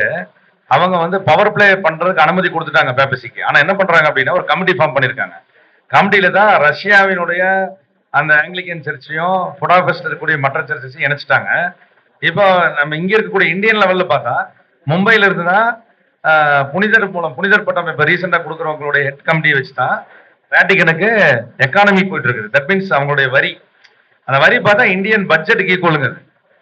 இந்தியாவினுடைய தேர்தல் நடத்தக்கூடிய பட்ஜெட் எவ்வளவோ அவ்வளவு பட்ஜெட் அமௌண்ட் கன்வர்ஷன் ஆகி போயிட்டு இருக்கு. ஸோ அதனால வந்து ஒவ்வொரு நாடும் அவங்களுக்கு பணங்காட்சி மரம். அவங்க வந்து அதை என்னவா மாத்துறாங்கன்னா டாலர்ஸா மாத்துறாங்க. அதனாலதான் பிரதர் வந்து 4வது வேலையும்ல பரிந்துரை செய்திருப்பாரு. இப்போ தங்கம் அதிகமாவே போயிட்டு இருக்குன்னா நீங்க டாலர் விலை மதிப்பு வீழ்ச்சியை ஏற்படுத்தணும்னா தங்கத்துக்கு நிகராக வெள்ளிய ஒரு பொருளா கொண்டு வர போறாங்க, உத்தேசிக்கப்பட்ட பரிந்துரைகள் சொல்லுவார். இதெல்லாம் வந்துட்டு உத்தேசிக்கலாம் அப்படின்னு அந்த உத்தேசம் இப்ப தொடங்கிட்டாங்க. இப்ப சர்வதேச பொருளாதார வல்லுநர்கள், நம்ம சொல்றது வந்து ஆர்டினரி பேங்கர்ஸை பத்தி பேசல, பொருளாதார ஜெயன்ஸ் வல்லுநர்கள் என்ன பண்றாங்கன்னா வெள்ளியிலையும் அதற்கு மேல இருக்கக்கூடிய உலோகங்கள்லயும் இப்ப வந்துட்டு இன்வெஸ்ட்மெண்ட்டை தொடங்கிட்டாங்க. இதுல என்ன பெரிய ஆச்சரியம்னா, போப்பு கிட்ட இருக்கக்கூடிய பெரிய பங்கு சந்தையில அவர் தான் லீடருங்களாம். இது எத்தனை பேருக்கு தெரியும்? போப் நேரடியா வரமாட்டார் சீனுக்கு. அவருடைய கமிட்டி கிட்ட மிகப்பெரிய அளவு பொருளாதாரத்தை கையிருப்பு செய்யக்கூடிய அளவுக்கு எல்லா துறைகளிலும் ரகசிய முதலீடு இருக்குது. அப்ப பொருளாதார வல்லரசா ரோம் அண்ட் மிலான் இட்டாலியில வில் எமர்ஜ் இன் ஃபியூச்சர் டேஸ்ங்கிறாங்க. ரோம் அண்ட் மிலான் இவங்க கிட்ட வேர்ல்டு பேங்கை கடன் வாங்க போகுதுங்க. வேர்ல்டு பேங்க் போய் நிக்க போதா நியூயார்க்ல இருந்து. அப்ப நம்ம மீதியை புரிஞ்சுக்கலாம். அமெரிக்கன் செனட்டர்ஸ்களையும் அமெரிக்கன் பிரசிடென்ட்ஸ்களையும் டிட்டர்மினேஷன் கொண்டு வந்து யார் வர போறாங்கிற அளவுக்கு கிரவுனை கொடுக்குற அளவுக்கு பேப்பசி அமெரிக்கா போகுது. அதுக்கு பேர் இனிமேல் பேப்பர்ஸியா இருக்க போறதில்ல, WCC ஆர்கனைசேஷன். அதுல போப் ஹெட்டா இருக்கலாம், வாய்ப்பு இருக்கு. சோ ஏன்னா இதே நிலைமை தான் இதுக்கு முன்னாடி நடந்த சினாரியோலயும் ராஜாக்களை அவங்க தான் நியமிச்சாங்க. நம்ம பார்க்கலாம், மார்ட்டின் லூதர் கிங் அதை தான் அவர் எதிர்த்தார். தேங்க்யூ. Thank you brother. நம்ம நேரம் கருதி அடுத்து போலாம். நான்காவது கேள்வி என்ன அப்படின்னு பாக்குறப்ப இது ஒரு பிராக்டிக்கல், தீர்க்க தரிசனங்கள் அல்ல, இது ஒரு பிராக்டிக்கலான கேள்விகள் அடுத்து கேட்டிருக்கிறாங்க. எப்பொழுதும் பக்தி வைராக்கியத்தில் தொடர்ந்து ஜீவிக்க என்னென்ன முயற்சி செய்யலாம்? ஏன்னா இரண்டாவது பாடத்துக்கூட பிரதர் சொன்னார், எப்பொழுதும் தேவன் சொல்லிட்டு அந்த 8 காரியங்களையே சிந்தித்துக் கொண்டு இருங்கள் அப்படிங்கிற ஒரு பாயிண்ட் பேசும் பொழுது, எப்பொழுதுமே தேவனுக்கு ஊழியம் செய்யணும், எப்பொழுதும் தேவனுடைய அங்க குமாரனுக்கு ஒத்த ஒரு சாயலை அடையணும் அப்படிங்கிற ஒரு காரியத்துல முயற்சி பண்றோம். இப்ப இன்னைக்கு சப்ஜெக்ட் கேட்கிறோமா, சப்ஜெக்ட் கேட்டோம்னா கண்டிப்பா இந்த பாவங்கள் செய்ய மாட்டேன், இந்த காரியத்தை நான் வைராக்கியமா நிப்பா அப்படிங்கிற முடிவு எடுக்கிறோம். ஆனா வீட்டுக்குள்ள போனோன்னா எல்லாமே மறைஞ்சு போயிருது. அடுத்த வர சண்டைக்கோ இல்ல எதனால சப்ஜெக்ட் கேட்கும் போதோதான் அந்த பக்தி வைராக்கியம் தூண்டி எழுப்பப்படுது. அப்படிங்கிற பட்சத்துல எப்பொழுதுமே பக்தி வைராக்கியத்துல கர்த்தரை போன்று, ஏன்னா கர்த்தருடைய ஊழியத்தினுடைய துவக்கத்திலே என்ன பண்றாருன்னா ஆலயத்தினுடைய சுத்திகரிப்பின் பணி இருக்கு. அவருடைய ஊழியத்தினுடைய நிறைவின் மத்தியிலே பாக்குறப்ப ஆலயத்தினுடைய சுத்திகரிப்பின் பணி, அந்த ஆலயத்தினுடைய சுத்திகரிப்பின் பணியில சீஷர்கள் சொல்றாங்க பக்தி வைராக்கியத்தின் மூலமாக தான் அவர் இதை செஞ்சுட்டாரு அப்படிங்கிற ஒரு வார்த்தைகள். அப்படிங்கிறப்ப தேவனுடைய பிள்ளைகளாகிய நம்ம எப்பயுமே அந்த ஒரு ஜீலோட அந்த ஒரு வைராக்கியத்தோட இருக்கிறதுக்கு என்ன பண்ணலாம்? அருள் பிரதர், நீங்க பகிர்ந்து கொள்றீங்களா? நீங்க கேள்வி கேட்டதுனால நானும் பிராக்டிக்கலா சில விஷயங்கள் சொல்லிடுறேன். நீங்க ஸ்கிரிப்சர் என்கிட்ட கேட்டீங்கன்னா பிராக்டிக்கலா இருந்துட்டா கொஞ்சம் நல்லா இருக்கும் செக்ஷன். ஜெபம் ஜீவியம் ரொம்ப முக்கியம். ஜெபம் நம்மள ஒரு பாதுகாப்பு வளையத்துல எப்போதும் வச்சுக்கணும். எப்பயுமே ஜெபம் பண்ணி உற்சாகமா தீமை பண்ண மாட்டோம், தீமை பேச மாட்டோம், செய்ய மாட்டோம். அவமான எண்ணங்கள் தோன்றினா கூட ஜெபம் என்கிற ஒரு விஷயம் உங்களை சேஃப் ஜோன்ல பாதுகாப்பா வைக்கும். உங்களுக்குள்ள இருக்கக்கூடிய புது சிருஷ்டின்ற எண்ணத்தை நீங்க எப்போதும் இதயத்துல வச்சுக்க. ஜெபம் என்பது ஒரு அருமையான ஸ்லாக். சகோதர ஐக்கியம். சகோதர ஐக்கியம் சொல்லும் போது தயவு செஞ்சு கான்ஃபரன்ஸ் கால் நோ. ஏன்னா இது ஒரு பெரிய விஷயம். எபிரேயர் 10ஆம் அதிகாரம் 26, 27 சொல்லும் போது நாளானது எவ்வளவு சமீபமாய் வருகிறத நம்ம பார்க்கிறோமோ அந்த அளவுக்கு சபை கூடி வருதலை விட்டுவிடக்கூடாது. இன்னும் சபை கூடுதலை இன்க்ரீஸ் பண்றதுக்கு வாய்ப்பு இருந்தா பண்ணணுமே தவிர இருக்கிற 1-2 கூடுகையும் நம்ம இழந்துடக்கூடாது. சகோதர சகோதரிகள் மத்தியில நம்ம இருப்பது நம்முடைய ஜீவியத்துல அது ஒரு சேஃப். நாம யார், ஏன்னா 6th வால்யூம் ரசல் பேசும்போது இனம் இனத்தோட சேரும் அப்படின்ற ஒரு பழமொழியில தான் பேசுறாரு. நம்முடைய உணர்வுகள் நாம எதற்காக இந்த பூமின்ற அதே உணர்வுகளோடு காணக்கூடிய பரிசுத்தவான்களுடைய நம்மை அழைத்துட்டால நம்ம கருத்துக்கு போயிருக்கான அருமையான சேஃப் ஜோன். இதை தாண்டி வெளியே போகாதபடிக்கு நாம நம்முடைய சகோதர ஐக்கியத்தை மிஸ் பண்ணவே கூடாது. ஒரு கூடுகை கூட மிஸ் பண்ணாம பாத்துக்கிறது ரொம்ப முக்கியமா இருக்குது. அடுத்து நம்ம பர்சனல் ஸ்டடி, தனிப்பட்ட வேத தியானங்கள், அது எதுவாக இருந்துட்டாலும் சரி, படிக்கிறதா இருந்துட்டாலும் சரி, கேட்கறதா இருந்துட்டாலும் சரி, வெளியே போனா ஹெட்செட் போட்டுட்டு போறதா இருந்துட்டாலும் சரி, முடிந்த அளவுக்கு தேவனுடைய வார்த்தைகளோடு நம்ம பழக்கப்படுத்திக் கொள்வது விஷயம். நிறைய போராட்டங்கள் வரும். அந்த போராட்டங்களை எதிர்த்து போராடுவதற்கு சர்வாயுத வர்க்கம்னு இருக்கு. அந்த சர்வாயுத வர்க்கத்துல நம்பர் 1 என்னன்னா சத்தியம் என்னும் அரைக்கச்சை தான். அதை மட்டும் சரியா நீங்க கட்டிட்டீங்கன்னா ஓரளவுக்கு நீங்க போராடிடலாம். ஆனா சத்தியத்தை மாத்திரம் விட்டுட்டீங்கன்னா உங்களால போராட்டத்துல நிக்கவே முடியாது. போராட்டம் இல்லாத வாழ்க்கையே இந்த வாழ்க்கை கிடையாது. அதனால சத்தியத்தின் விஷயத்துல எப்போதும் நெருக்கமாக இருக்கிறதுக்கு எந்த அளவுக்கு பிரயாசப்படுங்கமோ. Thank you brother. அப்ப ஜெபம், சகோதர ஐக்கியம், சத்தியத்தினுடைய தியானங்கள் பகிர்ந்து கொண்டீங்க. கோபி பிரதர், இந்த ஒரு கேள்விக்கு தங்களுடைய தியானம் அல்லது உங்களுடைய புரிந்து கொள்ளுதல் பகிர்ந்து கொள்ளுங்க. ரொம்ப பிராக்டிக்கலா பிரதர் சொன்னது அடிப்படையான விஷயம்தான். ஒருவேளை இன்னும் கொஞ்சம் முதிர்ச்சி அடைஞ்சவங்களா நம்ம கடந்து போகும்போது பக்தி வைராகியம் இல்லைன்னா கண்டிப்பா எதுவுமே பண்ண முடியாது அப்படிங்கிறது நமக்கு தெரிஞ்சுதான். ஆனா இந்த பக்தி வைராகியத்தை கர்த்தர் இயேசு எப்படி அவருக்குள்ள இன்க்ரீஸ் பண்ணியிருந்தாரு அப்படிங்கிறது ரொம்ப முக்கியமா ஒரு சின்ன அளவுல நம்ம சிந்திச்சிட்டோம்னா ரொம்ப நல்லா இருக்கும். அவருடைய வார்த்தையிலிருந்து ஒரு நல்ல வார்த்தை, அதாவது எங்கன்னா யோவான்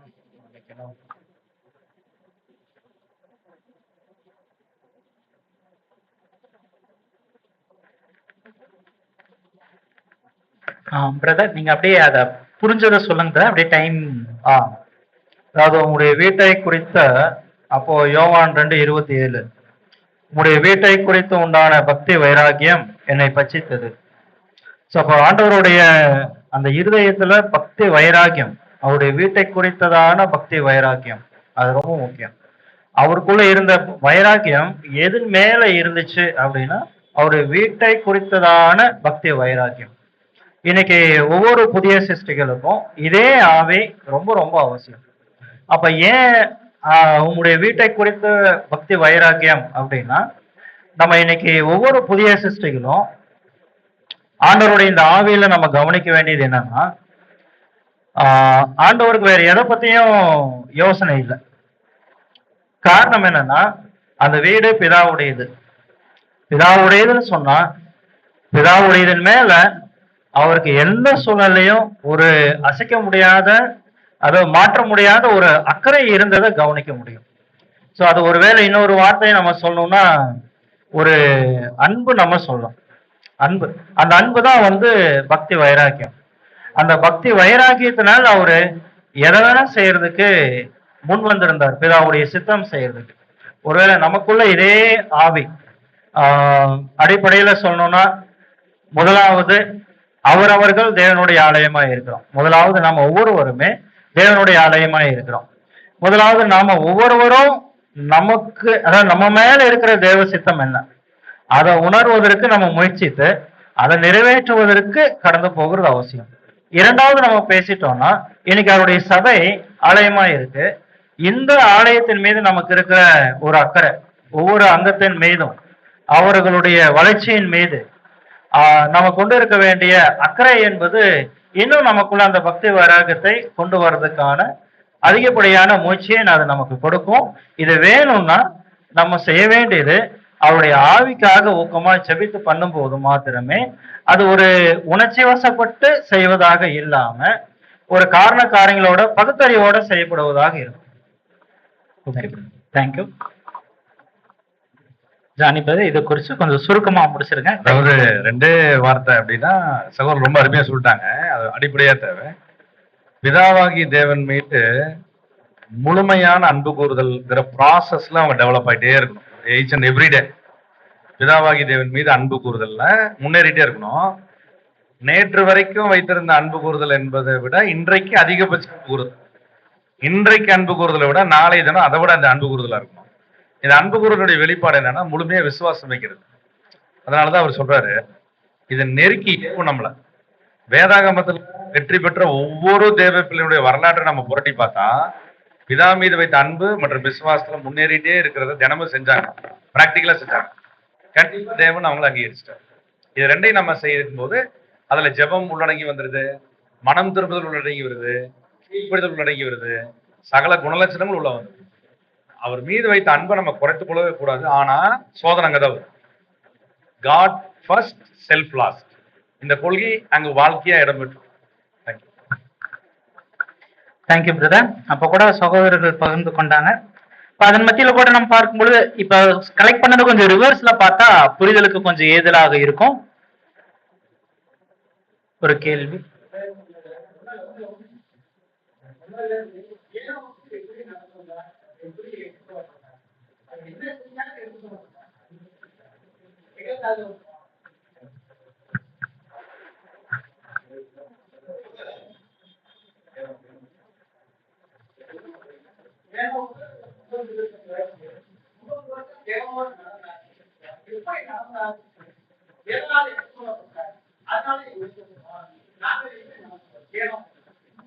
தேங்க்யூ பிரதர். சொல்லிடலாங்களா? ஓகே. யோனுக்கு பத்தி நம்ம பேசும்போது அவர் தேவனோடு நடந்தார் என்பதனுடைய ஆழமான அர்த்தம் ஒரே வார்த்தையில் நம்ம சொல்லணும்னா, பிதாவாகிய தேவனுக்கு என்ன பிரியமோ அதை மாத்திரமே சிந்திக்கிறவராகவும் செய்கிறவராகவும் இருந்தார். அவருடைய சித்தம் என்பதை புரிஞ்சு அதற்கு எந்த விதத்திலும் அவர்கிட்ட மாற்ற ஆலோசனைகளை எதுவுமே வைக்க மாட்டார். பிராக்டிக்கலா சொல்லணும்னா இதுதான் அவர்கிட்ட நிறைவேறிச்சு. தேவ வார்த்தை அவருக்கு என்னவோ அது மாத்திரமே செய்வார், அவ்வளவுதான்.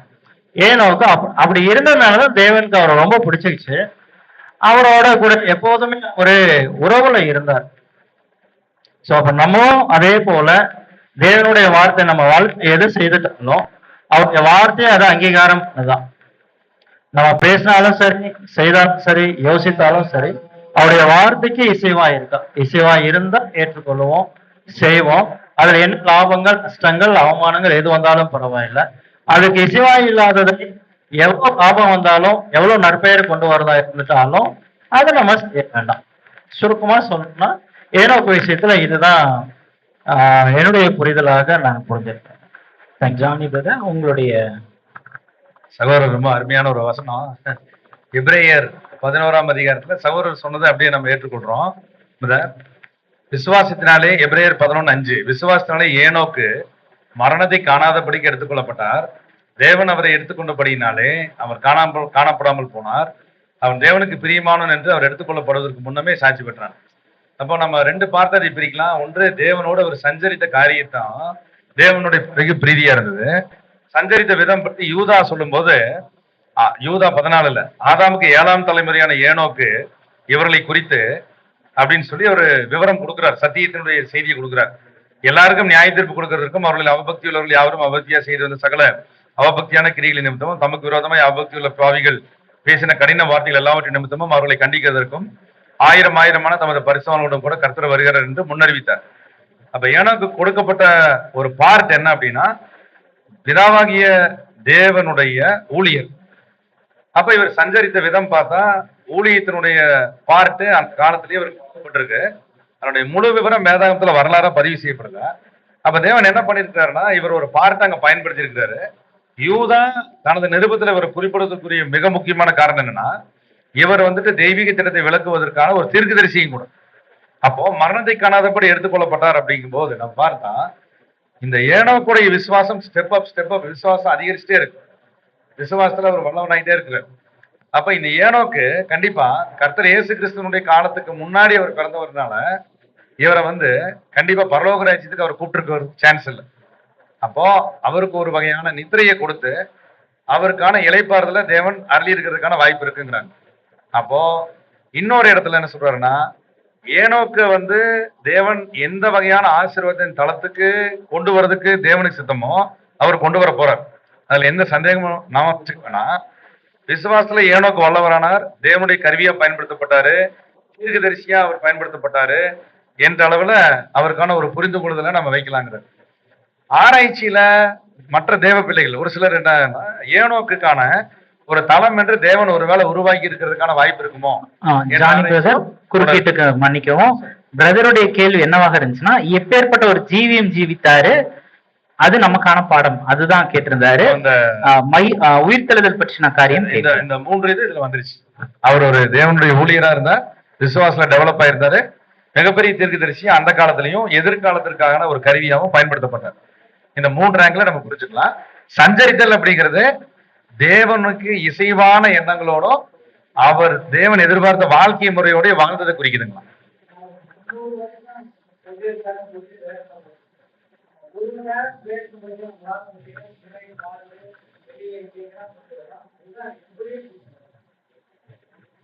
அவர் தேவனோட ஃபுல்லா மெர்ஜ் ஆயிட்டாருங்களா? அதாவது எப்படி சொல்றதா, தேவனுக்கு முன்னாடி ஒரு அன்பான மகனா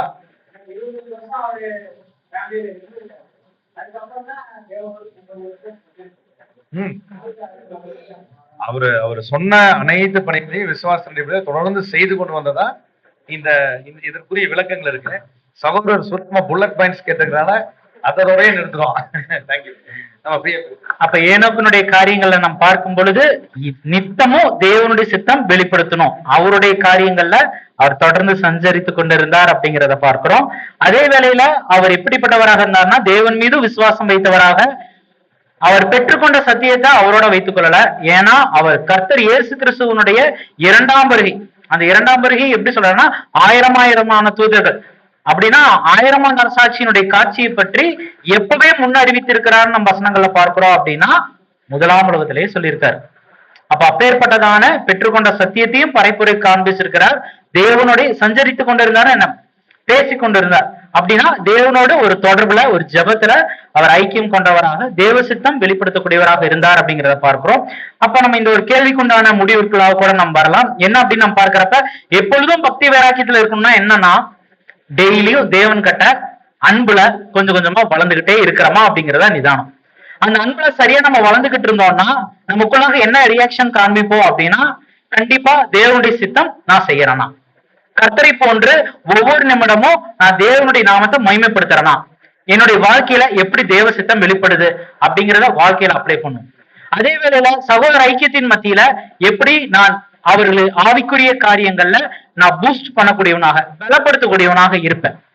அது மாத்திரமல்ல, ஒருவேளை ஏதேனும் தோணல்கள் வரும் பட்சத்துல கண்டிப்பா ஜெபமோ சகோதர ஐக்கியமோ வேதாந்தனுடைய தியானங்களும் என்ன பண்ணுவோம்னா நிச்சயமாக நம்மள பக்தி வைராக்கியத்துல எப்பொழுதும் நிக்கிறதுக்கு நமக்கு பலன் கொடுக்கக்கூடியதாக இருக்கிறது. அப்ப நாம் தேவனுடைய சித்தத்தையும் அவருடைய அன்பிற்குள்ளாக கடந்து போகும் பட்சத்துல அது நமக்கு உற்ற பலனாக இருக்கும் அப்படிங்கறத நம்ம பார்க்கிறோம். நேரம் கருதி அடுத்த பாயிண்ட்டுக்குள்ள போயிடலாம்.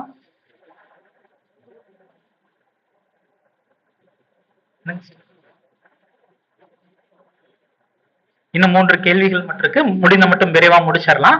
அடுத்த கேள்விகள் என்ன அப்படின்னா, குடும்பத்தில் உள்ள உடன்படிக்கை எடுத்த அல்லது எடுக்காத துணைவர் அல்லது துணைவி மற்றும் பிள்ளைகள் மத்தியில் எதிர்பாடுகள் வரும் பட்சத்தில் எப்படி நமது ஆவிக்குரிய ஊழியத்தை மேற்கொள்வது? இப்ப ஊழியம் டாபிக்ல வருது.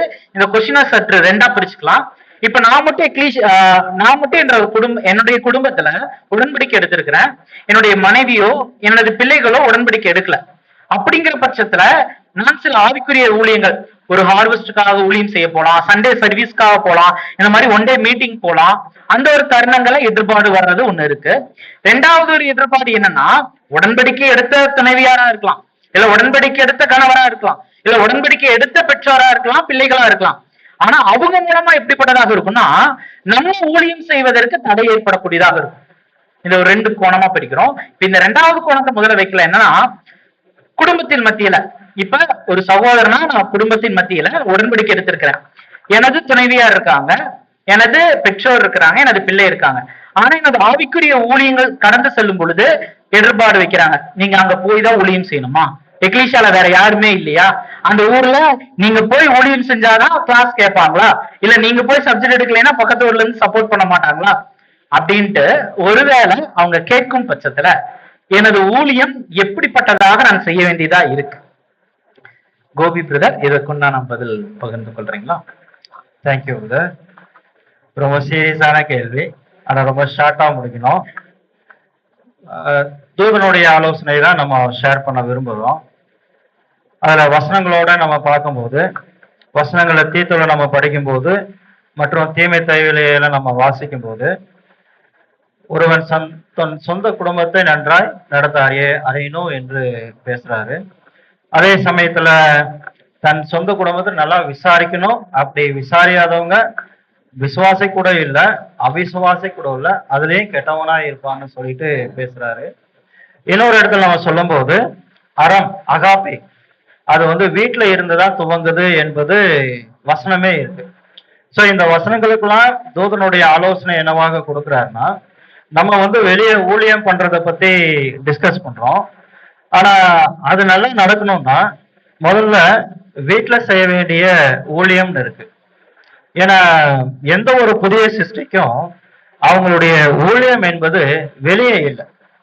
வெளியேன்னு சொல்லும் போது குடும்பத்துக்கு வெளியே, அது எக்லிஷாவா இருக்கலாம், வெளியே ஹார்வெஸ்ட் எது வேணாலும் எடுக்கலாம். ஸோ முதல்ல அவங்களுக்கு அவங்க குடும்பத்துல இருக்கிற ஊழியங்களை அவர் முதல்ல நல்லா புரிஞ்சிருக்கணும். நல்லா புரிஞ்சிருக்கணுங்கிற அர்த்தம் என்னன்னா, ஒவ்வொருவனும் வசனத்துல இருக்கிறது தான் அழைக்கப்பட்ட அந்த நிலையிலேயே நிலைத்திருக்க கடவன். அப்படின்னா ஒருவர் கணவனா இருக்கிறாரு தூத்துக்குள்ள வரும்போது, அப்படின்னா அவருடைய முதல் பொறுப்பு அந்த நிலையில இருந்து அவர் என்ன செய்யணும் அதை பத்தின சத்திய அறிவை அவர் வந்து பெற்றுக்கொள்ளணும். பெற்றுக்கொள்வது மாத்திரமல்ல, தன்னுடைய குடும்பத்துல அதை அபியாசப்படுத்துறதுக்கு ஆவி வேணும். அது தேவன்கிட்ட கேட்கணும். கேட்டு அதுல நிறை குறைகள் இருக்கத்தான் செய்யும். முதல்ல அவர் அங்க பழக்கப்படணும். சோ அங்க அவர் செய்யாம வெளியே ஊழியத்துக்கு வரேன்னு சொல்றது தவறு கிடையாது, நல்ல விஷயம் தான்.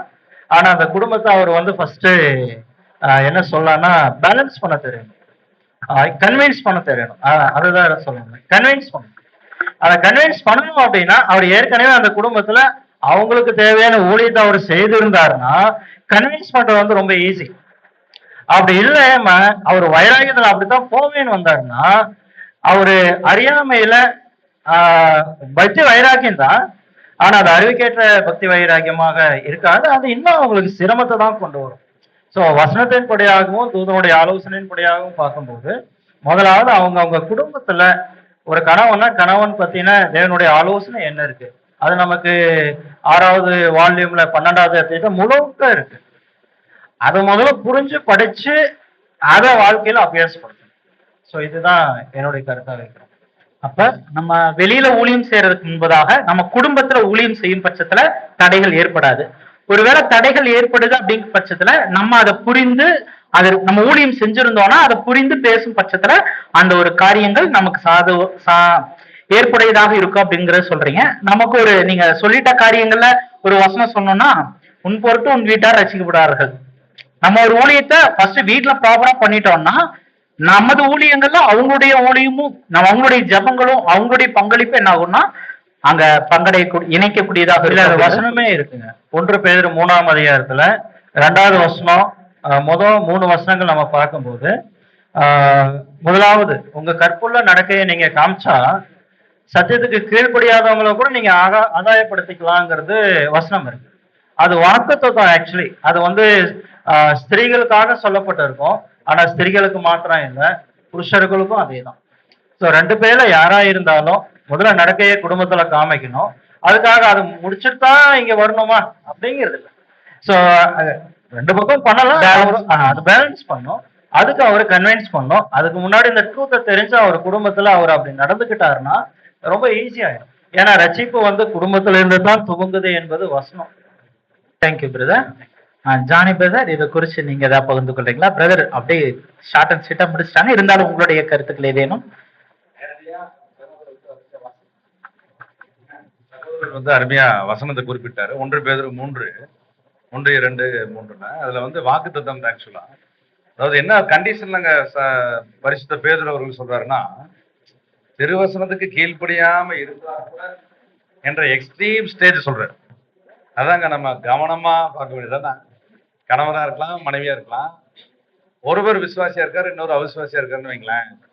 அவங்கள வந்து போதனை இல்லாமையே உங்களது கற்புல நடத்தினால ஆதாயப்படுத்திக் கொள்ளலாம்னா, ஆவிக்குரிய ஒழுங்கோட அவங்க வாழ்க்கை முறைகள்ல தேவனை பிரதிபலிச்சு காமிச்சா நிச்சயமா அவங்க வந்து இந்த லைஃப் ஸ்டைல்ல அண்டர்ஸ்டாண்ட் பண்ணுவாங்க இவர்கள் உண்மையானவர்கள் என்று. உதாரணம் சொன்னா, இப்போ டைம் மேனேஜ்மெண்ட் வீடுகள்ல பாத்தீங்கன்னா சேரிட்டி பிகின்ஸ் இன் தி ஹோம்ங்கிறாங்க. கணவனோ மனைவியோ காலையில் எந்திரிச்சு அவங்க செய்ய வேண்டியதை செஞ்சாங்கன்னா என்ன வராதுங்க. இது மெயின் விஷயம். நீங்க எந்திரிக்கிறதே 10 மணி. நான் நீங்க உங்களே சொல்ல, 2 தரப்புலையும் சரி சமையல்னு சொன்னா செய்யறது இல்ல. உப்பு இருக்குதான்னு கேட்டா அதுக்கு மேல கோபம் வருது. இப்படி ஒரு ஊர்ல சொல்றது உங்க சொந்த அனுபவமான்னு கேட்டாங்க. அனுபவம் இல்ல, சொந்த அனுபவம் அப்படி இல்ல. அதையும் நான் வெளியிருக்கும் சொல்றேன். காரணம் என்னன்னா, இதை வந்து யதார்த்தமா பேசணும். சுருக்கமா சொல்ல போனா அவரவர்கள் கடமை என்னன்னு முதல்ல தெரிஞ்சிருக்கணும். கிளியர் அண்டர்ஸ்டாண்டிங் தான் சகோதரர் கோபி ரொம்ப கிளாரிட்டியா சொன்னாரு. புரிந்து கொள்ளுதல் முக்கியம். புரிந்து கொள்ளுதல் ஏற்படுத்தல் அதை விட முக்கியம். பிள்ளைகள் இருக்கலாம், பிள்ளைகளுக்கு வந்து ட்ரூத்ல சின்ன வயசுல இருந்தே பிராக்டிஸ் கொடுக்கணும். சின்ன வயசுல இருந்து ஒரு எக்லீஷியாவுக்கு வந்தா எப்படி உட்கார்றது, எந்த மாதிரி பேசணும். நம்ம பாக்குறோம் நிறைய எக்லீசியாஸ்ல குழந்தைங்க செல்போனே உட்காந்துட்டு இருக்கிறாங்க. அந்த குழந்தைகள் தான் எதிர்கால யூத்துக்கு. அந்த எதிர்கால யூத்துக்கு தான் நாளைக்கு சகோதர சகோதரிகள். எப்படி செல்போன் வச்சு உட்காந்துட்டு இருப்பாங்க, வேற இது ஓடிட்டு இருக்குது. ஒரு எக்லீசியாவில் நம்ம பாக்குறோம் செல்போனை, என்ன இது ஒரு வருத்தத்தக்க உண்மை. அது சொன்னதுக்கு அப்புறம் கர்த்தருடைய கிருபையில சரி பண்ணிட்டாங்க. அப்ப இது வீடுகள்ல அந்த பழக்கம் இருக்கிறதுனாலதான் அது எக்லீசியாவில் எதிரொலிக்கும். அப்ப நம்ம வீடுகள்ல how to handle the things very very important. அந்த பிள்ளைகள் அவங்களா செல்ஃபா அதை அண்டர்ஸ்டாண்ட் பண்ற அளவுக்கு நம்ம பொறுமையா சொல்லி கொடுக்குற 2 பேருக்கு கடமை இருக்கு. சகோதரன் சகோதரி 2 பேரும் அவங்களுடைய கடமைகளையும் பொறுப்புகளையும் வீட்லயே பேசி சரியான ஒரு புரிந்துணர்வு ஒப்பந்தத்துக்கு வரும். அது வந்து டெம்பரவரியா பண்ணக்கூடாது. சகோதரர் சொன்னார், எமோஷனல் பண்ணி ஸ்டாண்டர்டைஸ்டா பண்ணணும். இப்படி ஆதிகால சபையில பண்ணியிருந்தாங்க. நீங்க பாத்தீங்கன்னா பார்க்குறோம் நம்ம ஆக்கிலா பிரிஸ்கில்லா, இவங்க 2 பேரும் தம்பதியர், 2 பேரும் புறத்திலிருந்து வந்தவங்க, 2 பேருக்குள்ளே மிகச்சரியான புரிந்துணர்வு இருந்துச்சு. அதனால அநேக ஊழியங்களை இந்த 2 பேரும் கொண்ட டீம் நிறைய பட்டணங்களை ஹார்வெஸ்ட் ஒர்க் பண்ணாங்க. ஸோ ரிமார்க்கபிள் கப்பிள்ஸ் அவங்க. ஸோ அந்த மாதிரி தான் நம்ம தேவ பிள்ளைகள் எல்லாருமே. சத்தியமே அறியாத கணவனா இருக்கலாம், அதன் மூலமா ஆதாயப்படுத்தப்படுவார், சத்தியத்துக்கு வந்துருவார். சத்தியமே அறியாத மனைவியா இருக்கலாம், ஆதாயப்படுத்தப்படுவாங்க, வந்துருவாங்க. அதை விட்டுட்டு அதிருப்தி, எரிச்சல், கோபம், மாம்சத்தின் குணலட்சணங்களை காமிச்சிட்டே இருந்தா ஒருபோதும் யாரையும் புரிஞ்சுக்க முடியாது.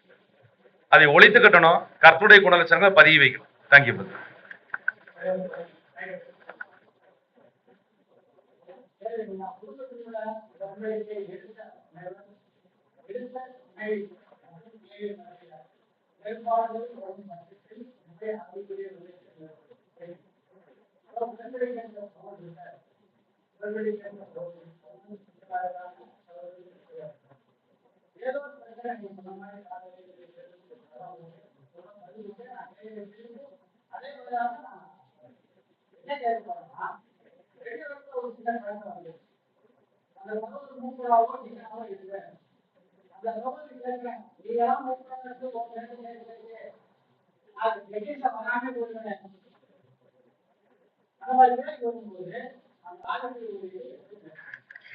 பிரதர், அவங்க சொல்லிட்டு இருக்கிறது ஒன் டே ப்ராசஸ் இல்ல, லாங் டைம் ப்ராசஸ்.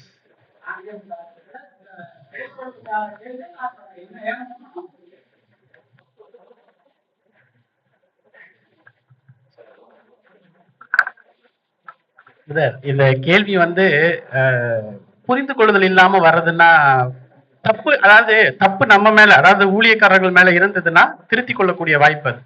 தப்பு ஊழியக்காரர்கள் மேல இல்ல, புரிந்து கொள்ளுதல்ல ப்ராப்ளம் இருக்குது அப்படின்னா உன் வீட்டாரை உனக்கு சத்துரு, இந்த வேலை அண்டர்லைன் பண்ணிடலாம். நீதிமொழிகள் 16ஆம் அதிகாரம் 7ஆம் வசனத்துல ஒருவனுடைய வழிகள் கர்த்தருக்கு பிரியமா இருந்தால் அவனுடைய சத்துருக்களும் அவனுடைய சமாதானமாகும்படி செய்வார். ஒருவேளை இந்த ஊழியத்தை செய்வதற்கு சத்துருக்கள் யாரா வேணாலும் இருக்கலாம். அது வீட்டாரா இருக்கலாம், மனைவியா இருக்கலாம், அப்பாவா இருக்கலாம், அம்மாவா இருக்கலாம், எவ்ரிபடி யாரோ ஒண்ணு. ஆனா நம்ம கர்த்தருக்கு பிரியமா வாழக்கூடிய வாழ்க்கையில அவர்கள் முன்னாடி ஒரு சாட்சியுள்ள வாழ்க்கையை வாழ ஆரம்பிச்சோம்னா அந்த சத்துருக்களும் நம்ம கூட வந்து சமாதானமாகும்படி தேவன் வாய்க்க செய்வார்.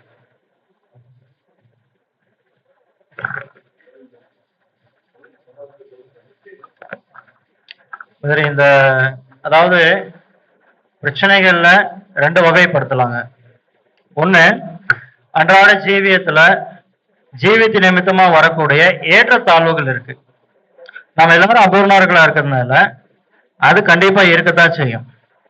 அதுல அவங்க புரிதல்ல வார்த்தைகளை வந்து அந்த சூழலுக்கு பயன்படுத்துவது என்பது இயல்பு. இது நம்ம பெருசா எடுத்துக்கணுங்கிற அவசியம் கிடையாது. ஆனா அதுவே இன்னொரு வகை இருக்கு, அவருடைய சுபாவமே அப்படி இருக்கும். அவருடைய சுபாவமே அப்படி இருந்தா அப்படிப்பட்ட ஒரு எல்டர் அல்லது அந்த டீக்கன் சிந்திக்கணும். அவருடைய வாய்ப்பு குறிச்சு சீரியஸா அவர் சிந்திக்கணும். ஏன்னா ஒரு மனைவி வந்து அவ்வளவு ஸ்ட்ராங்கா பல வருஷம் அல்லது சில வருஷங்களாகவோ, ஏன்னா மனைவிக்கு தெளிவா தெரியும் கணவனை பத்தி. உண்மையாகவே அவங்க மேல அவர் வைக்கிற குற்றச்சாட்டு ரொம்ப வலிமையானதா இருந்தா அவர் தான் ஆழமா சிந்திக்கணும்.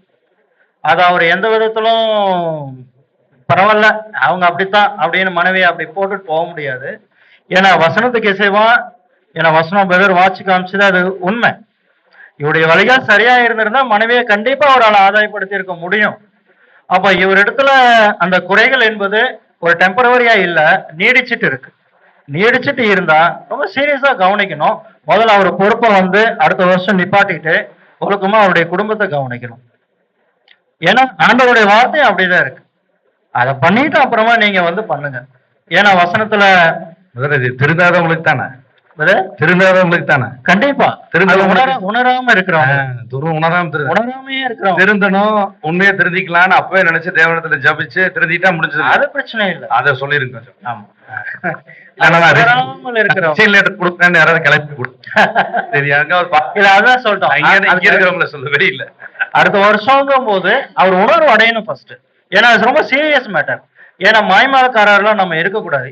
ஏன்னா ஆண்டவருடைய வார்த்தை முதலாவது தன்னுடைய சொந்த குடும்பத்தை நன்றாக கவனிக்கணும் இருக்கும்போது அங்கேயே அவருடைய அந்த தகுதி இழப்பாய அப்படிங்கிறது அவர் உணரணும். நான் சரியா இல்லை, முதல்ல அவர் உணரணும். உணர்ந்து ஒருவேளை அவர் தன்னை சரி பண்ணிக்கிறாரு அப்படின்னா அது தொடர்றதை பத்தி ஒன்றும் பிரச்சனை இல்லை. ஆனா சூழல் ரொம்ப கடினமா இருந்தா அவர் ரொம்ப சீரியஸா கவனிக்கணும். அவரு வாய்ப்பை இழக்கிற அளவுக்கு போயிடும். ஏன்னா தூதனுடைய வார்த்தைகளை படிச்சதை சொல்றோம். என்பதாக ஒரு குறுகிறதுக்கு மன்னிக்குவேன். சில நேரம் உணர்ச்சி வசப்பட்டு கூட இப்படி சொல், நீ எல்லாம் மனுஷனா இருக்காங்கல்லங்க, ஒரு மனுஷன் தான், சந்தேகமே இல்லை, கலந்துரையாடல கேட்கல அந்த மாதிரி நீங்களாம் அப்படின்னு ஒருத்தங்க கேட்டாங்க.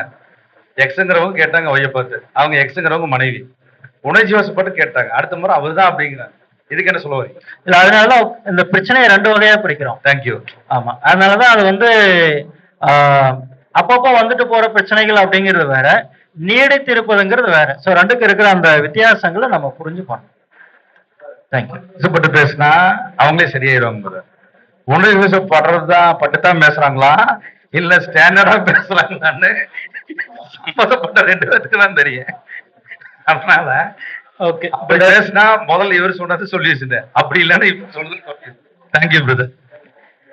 அப்ப குடும்பத்தினுடைய காரியங்களின் மத்தியில துணைவியோ அல்லது துணைவரோ பிள்ளைகள் மத்தியில இடர்பாடுகள் வரும் பட்சத்துல அவங்களை எப்படி மாத்தலாம்ங்கிற நம்ம யோசிக்கிறதுக்கு முன்பதாக நம்ம எப்படி முதலாவது அதற்கு ஏதுவாக குதிரைகள் பண்ணிக்குவோம். இன்னைக்கு பைபிள் ஃபேமிலியில அநேக இடத்துல குழந்தைகளே சரியா இருக்கிறாங்க, பேரண்ட்ஸ்களே திருத்தம் சொல்றாங்களா, அது ஒரு பெரிய உண்மை தானே? அப்ப நான் அதே தேங்க்யூ. அப்ப நம்ம சார்ந்து இருக்கக்கூடியவர்களை எப்படி மாற்றுவது அப்படிங்கறத தாண்டி நம்ம அவர்களின் மத்தியில எப்படிப்பட்ட ஒரு சாட்சியின் ஜீவியம் ஜீவிக்கணும், அந்த ஒரு சாட்சியின் ஜீவியம் ஜீவிக்கிறதின் மத்தியில அவர்கள் எப்படி தேவனுடைய உணர்த்துதலால அவர்கள் மாற்றப்படுவார்கள் அப்படிங்கறத பார்த்தோம். இந்த கேள்வியினுடைய 2ஆம் பாகத்தினுடைய ஒரு பாயிண்ட பிரதர் ஆல்ரெடி எபிரேயர்ல இருந்து கோட் பண்ணாங்க. என்னன்னா, இது உடன்படிக்கை எடுத்தவங்க தான் இல்ல, உடன்படிக்கை எடுக்காதவர்கள் கூட நமது ஜீவியத்தை பார்த்து அவர்கள் மாறுவதற்கு வாய்ப்பு இருக்கு அப்படிங்கறத நம்ம பார்க்கிறோம். இப்ப அடுத்த 2 கேள்விகளுக்குள்ளாக போலாமா? ஏன்னா நேரம் ரொம்ப கடந்து போயிட்டு இருக்கு. சபையாருடைய கேட்டம் பிரதர் ஒரு வார்த்தை பாத்திரலாங்களா? பிரதர்ஸ் பக்கம் யாரும் அமைதியா இருக்கீங்க? ஓகே, அடுத்த 6வது கேள்விக்குள்ளாக கடந்து போகலாம். பிள்ளைகள் மத்தியில் பிரம்பை கையாளும் காரியத்தை பற்றி தெளிவுபடுத்தும். ஏன்னா ரசல் பிரதரே ஒரு கொஸ்டின் ஆன்சர்ல என்ன சொல்றாருன்னா, எங்க அம்மா என்ன அடிச்சதை நான் கவுண்ட் பண்ணி வச்சிருக்கிறேன் அப்படிங்கிற ஒரு பாயிண்ட் சொல்றாரு. அதே நேரத்துல பிரம்பு அப்படிங்கிறது சத்திய வசனத்தினால வழிநடத்துங்க அப்படிங்கிற காரியத்தை சொல்றாரு. அப்ப அந்த பிரம்பு அப்படிங்கிறது நான் கேட்கறது டைரக்டான குச்சி, அல்லது இன்னொரு வார்த்தை சொன்னா பெல்ட், இன்னொரு வார்த்தை சொல்லணும்னா கரண்டி, இன்னொரு வார்த்தை சொல்லணும்னா சாட்டை, எப்படி வேணா வச்சுக்கலாம். இத எனது பிள்ளையின் மத்தியில எந்த அளவிற்கு நான் பயன்படுத்தலாம், அந்த பயன்படுத்தலாம்னா அதற்கான வரையறை என்ன?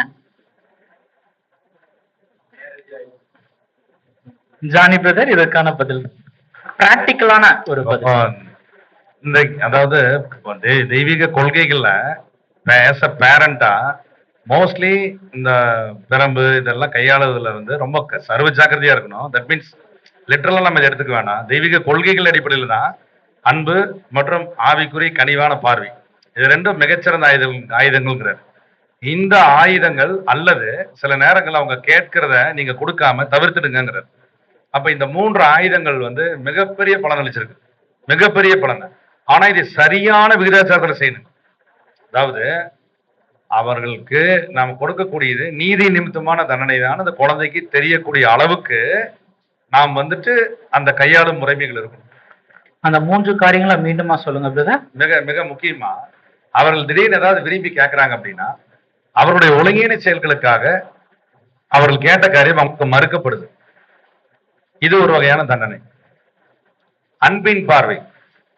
இப்போ உதாரணத்துக்கு பாத்தீங்கன்னா நான் நேரடியா பார்த்திருக்கிறேங்க, அது வந்து ஒரு நகைச்சுவான காரியம், யாரும் தயவு செய்து தப்பா எடுத்துக்காதீங்க. ஒரு குழந்தை வந்து பாத்ரூம்குள்ள போய், அது சின்ன குழந்தை, அது ஸ்கூல் குழந்தை, பாத்ரூம்குள்ள போய் தான் பாத்ரூம் போகணும். அவன் வந்து என்ன பண்ணுது, அந்த குழந்தை அந்த சாலையோரத்தில் பக்கத்தில் ஒரு எக்லிஷியா அது பக்கத்தில் பார்த்து அந்த குழந்தை போய் அந்த ஓரத்தில் அவங்க ஒரு ஸ்பிரிச்சுவல் மதர், அவங்க ஸ்பீடா வந்து பாக்குறாங்க. அந்த குழந்தை உட்கார்ந்து அப்படியே அட்டென்ஷன்ல எந்திரிச்சு நிக்குது. அட்டென்ஷன்ல எந்திரிச்சு அடுத்த செகண்ட்ல எங்கன்னு பார்த்தா பாத்ரூம்ல இருக்கு. பார்வைதான், ஒன்னும் பேசலைங்க. அப்படியே அந்த தாய் வந்து பாக்குறாங்க. அந்த குழந்தை அன்னோயிங்லி அந்த குழந்தை அர்ஜென்ட் இருக்கு. அப்படியே என்ன பண்ணிடுச்சு, இம்மிடியா நேச்சர். அது தாயுடைய மிக கனிவான கனுசரணையான கண்டிப்பான பார்வைக்கும் தந்தையுடைய கனிவான, கரிசனையான, கண்டிப்பான பார்வைக்கும் ஒரு பெரிய ஒரு முத்திரை இருக்குது. அத மூத்த சொல்ல எல்லாத்துக்கும் தெரியும். ஏன்னா அனுபவத்தில் இருக்கிறவங்க. ஒரு சரியான மகன் மகள் வந்து தனது தாய் தகப்பன் மீது ஒரு நெருங்கிய ஹார்ட் ஃபெல்லோஷிப்ல கண்டிப்பா எல்லா மகன்களும் இருக்கிறாங்க. எல்லா மகனும் ஐயோ எங்க அப்பா இந்த பார்க்க என்னை பாக்குறாரு, அந்த பார்வையில என் மனசு குத்தப்படுதுன்னு சொல்லி எல்லா மகன்களுக்கும் எல்லா மகளுக்கும் இன்றைக்கு இருக்குங்க. அதுதான் ரைட் கன்சைன்ஸ், மனசாட்சி. இந்த மனசாட்சி தொடர மாதிரி மிகச்சரியான பார்வைகள் அல்லது மிகச்சரியான உச்சரிப்புகள், சொல்லாடல்கள் இருக்கும். ஹார்ஸா இருக்கக்கூடாது. இல்ல நம்மளும் சில சொல்லாடல்கள் கவனிச்சிருக்கிறோம், பார்த்திருக்கிறோம். மிருகங்களுடைய எல்லா பெயர்களும் வரிசை பட்டியல லைனா கூப்பிட்டு, அது இல்லாம மகன் அப்படின்னு ஒரு வார்த்தை சொல்லுவாங்க, மகளே ஒரு வார்த்தை சொல்லுவாங்க.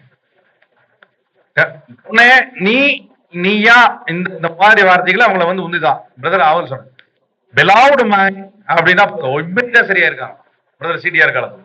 நாட் ஓன்லி ஸ்பிரிட், என்ன காரணம்னா இந்த வேலிட் பாயிண்ட்ஸ், வேலிட். அதே மாதிரி ஸ்பிரிச்சுவல் டிவைன் லவ் எக்ஸ்போஸ் பண்ணி காமிக்கணும் லைஃப். தட் மீன்ஸ் அவங்க அப்பா வராரு, அவங்க அப்பா வரும்போது வீடே சரியா கடற்கடலாம் சரியா அம்மா பண்ணிட்டு இருப்பாங்க சரியா. அவங்க அம்மா அப்படி இல்லாதபடி, அவங்க அம்மா அப்பா இல்லாத நேரங்களையும் தேவனோடு நீ பயணிக்கிற. சலப்பராருமே சொன்னாரு, ஏனோக்கு தேவனோட செஞ்சது. உன்னோட யாரு இருக்கான கர்த்தர் இயேசு, உன்னோட யாருக்கான பிதாவின் பிரசன்னம். ஆகவே நீ ஒரு யோசேப்பை போல வாழ வந்தவன், நீ ஒரு இளம் தானியலை போல வாழ வந்தவன், நீ ஒரு இளம் ரூத்தை போல வந்தவங்க, நீங்க இளம் நகோமி போல இருக்கிறவங்க, நீங்க அது யங் தெபோரா மாதிரி இருக்கிறவங்க. அப்படிங்கிறத சின்ன வயசுலயே அதான் ரொம்ப அருமையா சொல்ல சிடிஆர். This is a serious business. Parents என்ன நினைக்கிறாங்கன்னா, அவங்க சின்ன வயசுல இருக்கிறாங்க, அவன் படிக்கிறான், 8வது படிக்கிறான், 5வது படிக்கிறான், 4வது படிக்கிறான், அவனுக்கு தேவனுடைய காரியங்கள் இப்ப சொல்லி கொடுத்தா அவனுக்கு புரியாது. அப்படி நினைக்கிற சீரியஸ் மிஸ்டேக்குங்கிறார். சோ நம்ம இன்கல்கேட் பண்ணணும் சின்ன வயசுல இருந்து, நீ தேவனுடைய பிள்ளை, பராமரிக்கிறதுக்காக எங்களை பேரண்ட்ஸா தேவன் ஆர்டர் போட்டிருக்காரு. ஆனா நீ தேவனுடைய மகன், நீ தேவனுடைய மக. தேவன் என்ன சொல்றாரோ அந்த மாதிரி நீ வாழ்ந்துட்டானா பர்சனல் லைஃப்ல லார்ட் ஜீசஸ் தான் உனக்கு அம்மா, பிதாவாகி தேவன் தான் அப்பா. உன்னை நடத்துவாங்கன்னு சொல்லி வளர்த்தி பாருங்க. அவர்கள் வந்து தீமையின் பக்கமோ பாவத்தின் பக்கமோ போனத மிகப்பெரிய சேஃப்டி ஜோனலுக்குள்ள வந்துருவாங்க, போக மாட்டாங்க. சாத்தான அவங்களை தொடர்றதுக்கு வாய்ப்பு இல்லைங்கிறது. அதுதான் அந்த கையாள விஷயம் வந்து ரொம்ப கவனமா இருக்கணும். இது எல்லாம் தாண்டி அரிதிலும் அரிதாக நீங்க சொன்ன நேரடியா பெருமை பயன்படுத்துறது, பெல்ட்டை பயன்படுத்துறது அரிதிலும் அரிதாக. ஏதேனும் ஒரு சந்தர்ப்பம் நடந்தா அந்த மனக்காயத்தை ஆற்றி விட்டுருணும், அதை ரிமைண்ட் பண்ணக்கூடாது. எங்க அப்பா 3வது படிக்கும் போது எடுத்தார் பெல்ட்டை கொடுத்தார் அடியான்னு 26 வருஷம் கழிச்சு சொல்லக்கூடாது. இன்றைக்கு சில பேர் சொல்றாங்க, இன்னைக்கு அடிச்சு கட்டி இன்னைக்கு இருக்குது, கேள்விப்பட்டிருக்கிறாங்களா பெரியவங்க? அன்னைக்கு அடிச்சு நான் சரியாயிட்டேன், ஆனா அந்த வலி வேதனை 36 வருஷம் கழிச்சு ஒருத்தர் சொல்லிட்டு இருக்கிறார். நான் பிராக்டிகலா பார்த்தேன். அப்போ அந்த மாதிரி இருக்கிற பேரண்ட்ஸுக்கு இடம் கொடுக்கூடாது. சோ தேவன் சொன்ன டிவைன் ரூல் கண்டிப்பா ஏற்கனவே நம்ம சொன்ன மாதிரி அதை கர்த்தர் கிருபையில வாங்கி பயன்படுத்திடும். அப்படி பயன்படுத்துறது கர்த்தர் நேசிக்கிறாரு. அந்த பிள்ளை மகன அவருடைய வந்துட்டு யார் அப்படின்னா டிவைன் கேர்டேக்கர்ஸ், அவ்வளவுதான். பேரண்ட்ஸ் நாங்க பொசிஷன் என்னன்னா, இது பொசிட்டிவ்னஸ் எடுத்துக்கூடாது. அதுதான் செல்லம் கொடுக்குற பேர்ல பிள்ளைகளுக்கு எடுத்துடவும் கூடாது, செல்லமே கொடுக்க மாட்டேங்கிற பேர்ல கண்டிப்பு பண்ணி தேவன் கிட்ட இருந்து பிரிச்சிடவும் கூடாது. We are one and only the caretakers. All children are God's children. தேவனை நோக்கி பயணத்துல நடத்தினா அந்த பிள்ளை யோசிப்பை போல, தானியேலை போல, தெபோராவை போல, ரூத்தை போல, நகோமி போல நிச்சயம் வருவாங்க. மரியாள் மார்த்தா போல. தேங்க்யூ. பிள்ளையை பெரம்ப கையாளுவதை பத்தி பேசுறதுக்கு முன்னாடி அவங்களுடைய எப்படிப்பட்டதாக நம்ம வளர்த்தி இருக்கிறோம், எப்படிப்பட்டதான முன்னுதாரணங்களா அவங்களுக்கு கற்றுக் கொடுக்கிறோம் அப்படிங்கிறத பார்த்துட்டு கனிவான கண்டிப்பான ஒரு பார்வையினால முடியாத பட்சத்துல, தவிர்க்க முடியாத ஒரு சூழல்ல திரும்ப கையெடுக்கலாம் அப்படிங்கிறது. Thank you brother. அருள் பிரதர், உங்களுடைய காரியம். இந்த வசனத்தை பொறுத்த வரைக்கும் பைபிள் ஸ்டூடெண்ட்ஸ் மத்தியில ஒரு கருத்து வேறுபாடு இருக்கிறத நான் பார்க்கிறேன். என்னன்னா, அந்த பிரம்பு வந்து நேரடியான பிரம்பே கிடையாது, இது வசனம் அப்படின்வாங்க. ஆனா அப்படி கிடையாது. நேரடியான பிரம்பு தான். பைபிள்ல அடையாள பாஷையில பேசப்பட்ட வசனத்தை நேரடியா எடுத்தா எப்படி தவறோ, அதே போல நேரடியா பேசப்பட்ட வசனத்தை அடையாள பாஷையில எடுத்தாலும் தப்பு தான். ஆனாலும் இதுல வந்து சத்திய வசனங்களை முதலாவது நம்ம கையில எடுத்து பேசிட்டு, சகோதரர் சொன்ன மாதிரி ரேர் பிரம்பு கையில எடுக்கணும். ஏன்னா நமக்கு தேவன் தான் ரோல் மாடல். தேவன் நம்மள முதல்ல சத்தியத்தின் வார்த்தைகளை சொல்றாரு, நிறைய சான்ஸ் கொடுக்குறாரு, நிறைய அன்பு காட்டுறாரு, கண்ணால பார்க்கிறாரு. அவர் பார்க்கறதையும் நம்ம கண்டுக்காம தொடர்ந்து துணிகரத்துக்குள்ள போகும்போது தேவன் சிரிச்சிக்கிறார், அடிக்கிறார் நம்மள.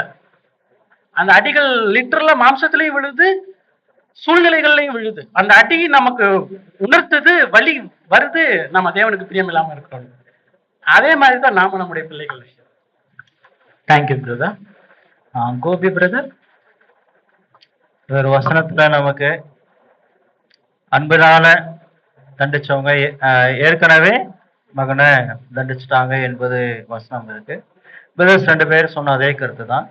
முதல்ல நம்முடைய கண்டிப்பு தண்டிக்கிறது என்பது அன்பினால இருக்கணும் என்பதுதான் பிரைமரியா முதன்மையா நமக்கு வசனம் சொல்லுது. அதுக்கப்புறம் ஒரு எக்ஸ்ட்ரீமுக்கு போகும்போது கண்டிப்பா குச்சி எடுக்கலாம்.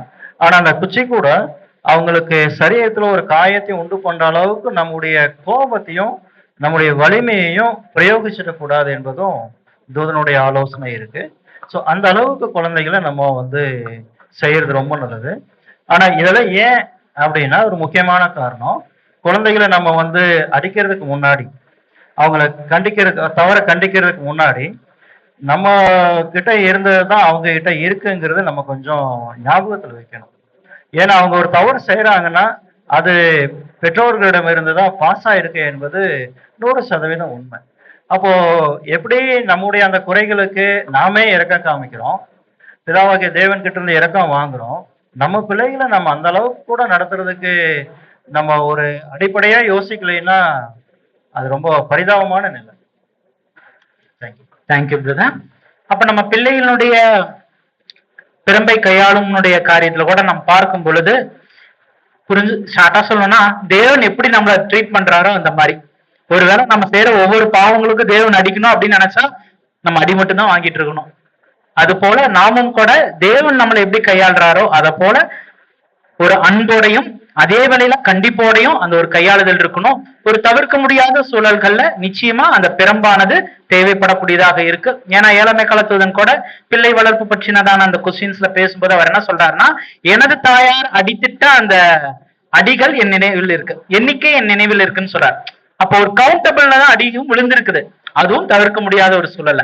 அப்ப பிள்ளைய பிறம்பு எடுக்க கூடாதுன்னா எடுக்கலாம், ஆனா இவன் என்னதான் சொன்னாலும் கேட்க மாட்டாப்ல, இல்ல ஒரு தவிர்க்க முடியாத ஒரு சூழல்ல அகப்பட்டாச்சு அப்படிங்கிற ஒரு காரியத்தின் மத்தியில கையாளலாமே தவிர, நான் சொல்றத மட்டும் இவன் கேட்கவே மாட்டான், இவனால எனக்கு சண்டை வந்துருது, பக்கத்து வீட்டுக்காரன் இவனால என்ன திட்டிட்டு போறாரு, இந்ததான ஒரு காரியத்துல பெரம்ப டைரக்டா கையாள வேண்டாம் அப்படிங்கறத அந்த பெரம்ப கையாடுறதுல நாங்க அந்த கல்வித்துறையினால சொல்லிடுறேங்க. மாணவர்கள் அசால்ட்டா கை நீட்டுவாங்க. என்ன காரணம்? பழகிருச்சு. 5 அடி அடிப்பீங்க. அதே மாதிரி பிள்ளைகள் சொந்த பிள்ளைகளும் பழகிடுவாங்க. அப்பா மீறி என்ன எடுப்பாரு? பெல்ட். அவங்களே எடுத்து எண்ணெய் போட்டு வச்சிருவாங்க. அந்த ஆப்ஷன் இருக்காது. அவ்வளவு முடிஞ்சது. இது நிமித்தம் அவங்க மனக்கடினம், இறுதி கடினம் அதிகமாயிடும், கசப்பான வைராக்கியமாயிடும். அப்புறம் வாங்கக்கூடிய ஒவ்வொரு அடிகளும் பழி வாங்கக்கூடிய ரிட்டாலியேஷனை யூத்ல வெளிப்படுத்துவாங்க. அவங்க அப்பா அம்மாவுடைய அந்திம காலத்துல வெளிப்படுத்தி அது தேவையில்லாத அவங்களுக்கு அவங்களே சிக்கல் பண்ணிக்குவாங்க. குடும்பத்துல ஒரு நிம்மதி இல்லாம இருப்பாங்க, சமாதானம் இல்லாம போயிருப்பாங்க. இது என்னன்னா சம்பந்தப்பட்ட திருதணும். சரி, ரசல்பருடைய தாயார் ரசல்பருடைய தாயாருக்கு சத்தியம் தெரியாது, உண்மைதானே? அவங்களுக்கு தெரியாது, யதார்த்தமா பண்ணிட்டாங்க. நான் ரசல் பத்ரன் நினைக்கிறாரு, ஏன் அவர் சொல்ல வர்றாரம்மா அந்த மாதிரி நம்ம செஞ்சிட வேண்டாம். இல்ல பிரதர், அந்த பாயிண்ட்ல அவர் என்ன சொல்ல வர்றாருன்னா, அது கூட என்னுடைய அளவுலதான் இருக்கு, அது ஒரு லிமிட்ல தான் இருக்குது, என்ன அதிகமா அடிக்கல அப்படின்னு சொல்ல வர அடையாளத்தை காமிக்கிறாரு. அது பின்னாடி வரவங்க ரேரா கையாளலாம். அதை சகோதரர் சொன்ன மாதிரி இட் ஷுட் பி ரேர், அதாவது ரேர் அது எக்ஸ்ட்ரீம் வரும்போது அந்த அந்த தண்டனை கொடுக்க போறதோட நோக்கம் எல்லாமே திருந்துவதற்காக. உங்கள் மகனோ மகளோ ரொம்ப அருமையா சொல்றாரு, திருந்துவதற்குரிய மிகச்சரியான முறைகள் கண்டறிந்து அதை செயல்படுத்த அது பண்ண போறோம். திருந்துவதற்கு என்ன முயற்சி இருக்கணுமோ அதை பண்ணலாம். ஒரு திருந்தவே முடியாத ஒரு சூழல் கடந்து போகுதுங்கிறப்ப திரும்ப கையாடலாம். இல்ல திருந்தவே முடியாது, தேவனை முன்னிறுத்தினா திருந்துவாங்கிறாரு. இல்ல நம்மள முன்னிறுத்தினா திருத்த மாட்டாங்க. நம்மள ஆஸ் அ பேரண்ட் கேர்டேக்கர். பிதாவும் குமாரனுக்கு முன்னாடி அடங்காத எந்த பிள்ளை இல்லைங்கிற. ஒவ்வொரு பிள்ளை பிதாவை நோக்கி நடந்தாங்க. உங்க பிள்ளை இல்லைங்க. பேரண்ட்ஸ் செய்யற சீரியஸ் மிஸ்டேக் என்னன்னா, ஐயோ எம்பேர் கேட்டு போயிடும். கேட்டுப்பட்டிருக்கீங்க இந்த மாதிரி பேசுறதெல்லாம்? எம்பேர் கேட்டு போயிடும். என்னுடைய நீங்க கருவி. பிள்ளை பிதாவினுடைய ஆத்மா உருவாக்குறவர் யாரு? ஆத்மாவை உருவாக்குறோம் அழிக்க வல்லவருக்கும் பயப்படுகிறது வசனம். பிதாவினுடைய இது பிள்ளை கற்பத்தின் கடி கர்த்தரர்களும் ஈவு சுதந்திரம் அவர் கொடுத்ததுங்க. நம்ம கேர்டேக்கர்ஸ் அதை சரியா செய்யணும். முதல் parents should be in vigilance. எப்படி இருக்கணும்னா கர்த்தர் இயேசுவை நோக்கி நடத்தணும். கர்த்தர் இயேசு பிதாவை நோக்கி நடத்துவார். That's of man. குழந்தைகளுக்கான அதிகாரி அல்ல, பொறுப்பாளர். அந்த அதிகாரத்துவத்தை எடுத்து போட்டுட்டு கர்த்தர் காமிக்கிற நேசத்துவத்தை வைங்க. சத்தியத்தினுடைய தாற்பயங்களை வச்சுட்டீங்கன்னா கிளியர் அண்டர்ஸ்டாண்டிங் பிள்ளைகள் வருவாங்க.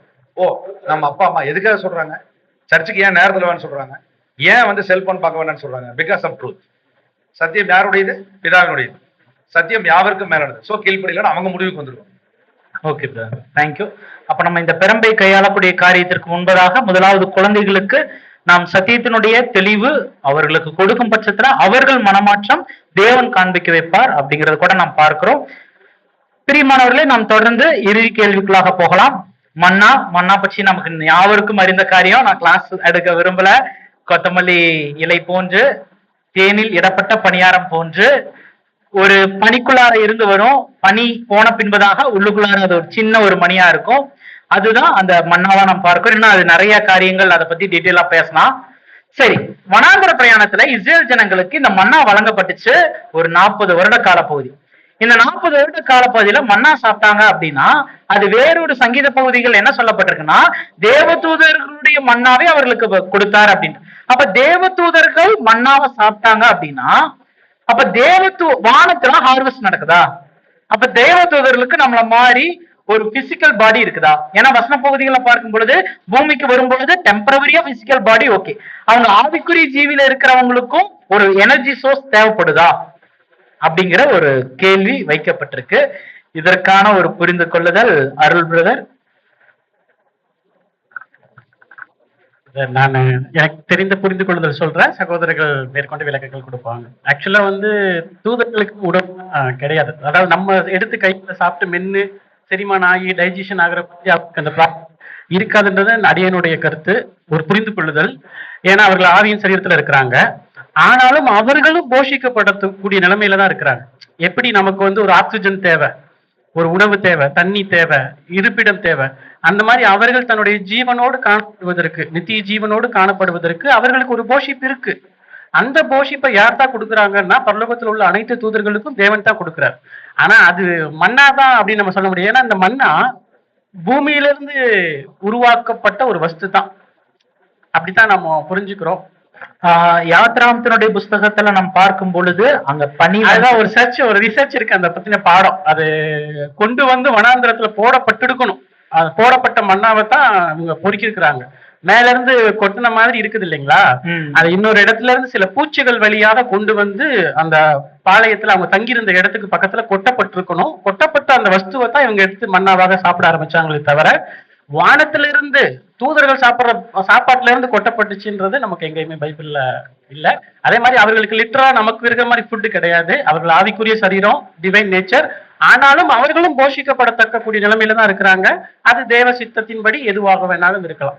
அது தேவன் தான் போஷிக்கிறார். Okay brother, thank you. Kovi brother, brother அவருடைய புரிந்துகொள், அவருடைய தியானத்தை பகிர்ந்து கொண்டிருக்கார். நான் வசனத்தை மேற்கோள் காண்பிக்கிறேன். சங்கீதம் 78:25. தூதர்களின் அப்பத்தை மனுஷர் சாப்பிட்டான். அப்ப தூதர்களின் அப்பம் அப்படிங்கிறப்ப அவர்கள் மனுஷர் சாப்பிட்டது மன்னான்னு பாக்குறோம். இந்த மன்னா தூதர்கள் சாப்பிட்டாங்களா, இல்ல அங்க ஹார்வெஸ்ட் நடக்குதா? சாப்பிட்டாங்கன்னு வசனம் இருக்கும்போது அவன் தான் ஏத்துக்கணும். அதுக்கு மேல மாற்று கருத்து நமக்கு சொல்றதுக்கு அவசியம் இல்லை. சாப்பிட்டாங்க அப்படிங்கிறது வசனமே சொல்லும் போது சாப்பிட்டாங்க, மாற்றமே இல்லை.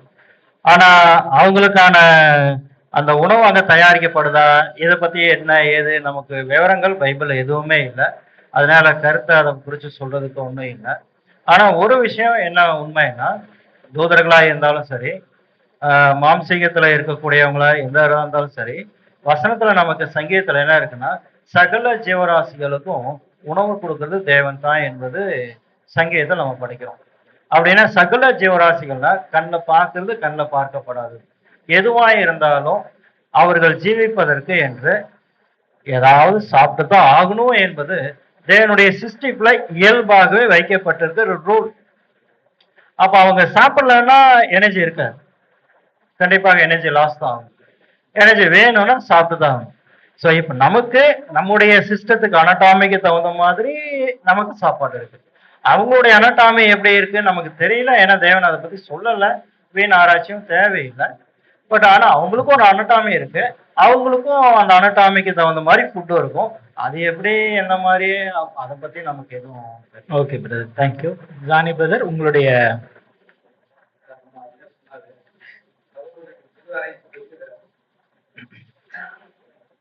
சகோதரர் வந்து புதாராய்ச்சி பத்தி இப்ப சொன்னார். என்ன முக்கியமானதுன்னா, பிதாவாகிய தேவன் வந்து இம்மார்டல் பீயிங்.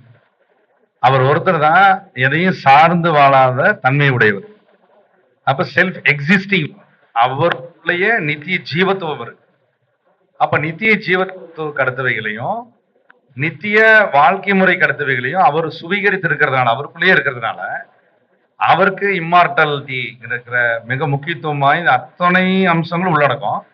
அவர்னால சிருஷ்டிக்கப்பட்ட அனைத்தும் மார்டல் பீயிங்ஸ், அதாவது அழியக்கூடியன, சார்ந்திருக்கத்தக்கவை, சார்பு நிலை உயிரிகள். அந்த வகையில தான் தேவதூதர்கள். இந்த தேவதூதர்கள் வரிசையில பார்த்தோம்னா உள்ள நடக்கக்கூடிய ஆராய்ச்சிகள் இன்னும் பிரம்மாண்டமா போயிட்டு தான் இருக்கு. அதுல ஒருவித வகுப்பினருக்கு அவங்க இருக்கக்கூடிய அண்ட சராசரத்தினுடைய கேலக்சியில இப்படிப்பட்ட ஒரு அனுமதி கொடுக்கப்பட்டிருக்கிறதா ஆராய்ச்சியாளர்கள் சொல்றாங்க. எப்படின்னா, அவங்கள கேட்டகரி தேவன் வச்சிருக்காரு. அந்த கேட்டகரி இன்னும் நமக்கு வெளிப்படுத்தப்படல. வெளிப்படுத்தப்படாதவைகளில் நம்ம என்ன பண்ணிடக்கூடாதுன்னா, அறுதிட்டு உறுதியா பேசிட முடியாது, கூடாது. அது நம்ம செய்ய போறதில்ல, செய்யக்கூடாது. ஆனா அந்த கேட்டகரி பீப்புள்ல, அந்த ஆஞ்சலிக் நேச்சர்ல அக்னி ஜோலையாவும் இருக்காங்க, காற்றுகளாவும் இருக்காங்க, கேரு வரிசையாவும் இருக்காங்க, சேராபீன் வரிசையாவும் இருக்காங்க. அதுல பாத்தீங்கன்னா ரபியல், அரியல், கேப்ரியல், இந்த மாதிரி லிஸ்ட் அவுட் போயிட்டே இருக்கு. கோடா கோடி தேவதூதர்கள் இருக்காங்க. இதுல நடக்கக்கூடிய ஆராய்ச்சியில் என்ன போயிட்டு இருக்குன்னா, இப்ப இருக்கிற பிரசன்ட் ட்ரூத்ல சம் கேட்டகரி ஆஃப் தூதர், அந்த தூதர் வரிசைக்கு இருக்கிற கேலக்சிக்கு மாத்திரம் அவங்க சார்ந்து இருக்கக்கூடிய உணவுகளை தேவன் வானமண்டலத்துல அனுமதி கொடுத்திருக்கிறதுக்கு அதிகபட்ச வாய்ப்பு இருக்கு. அப்ப ரிசர்ச் ஓரியன்ட் என்ன சொல்றாங்க அப்படின்னா, இந்த தூதர்களுக்கும் இந்த பூமிக்கும் பிளானட், ப்ளூ பிளானட்டுக்கு என்ன கனெக்டிவிட்டினா, from the Eden garden history. இவங்க இங்க வரும்போது இந்த லைஃப் சஸ்டெய்னிங் ஆகணும் அப்படின்னா உருமாற்றம் அடையலாம். ஆனா அதுக்கப்புறம் முதலாம் ஜலப்பிரளயத்துக்கு அப்புறம் இவங்க உருமாற்றம் அடையாது, தேவன் ரெஸ்ட்ரிக்ட் பண்ணிட்டார்.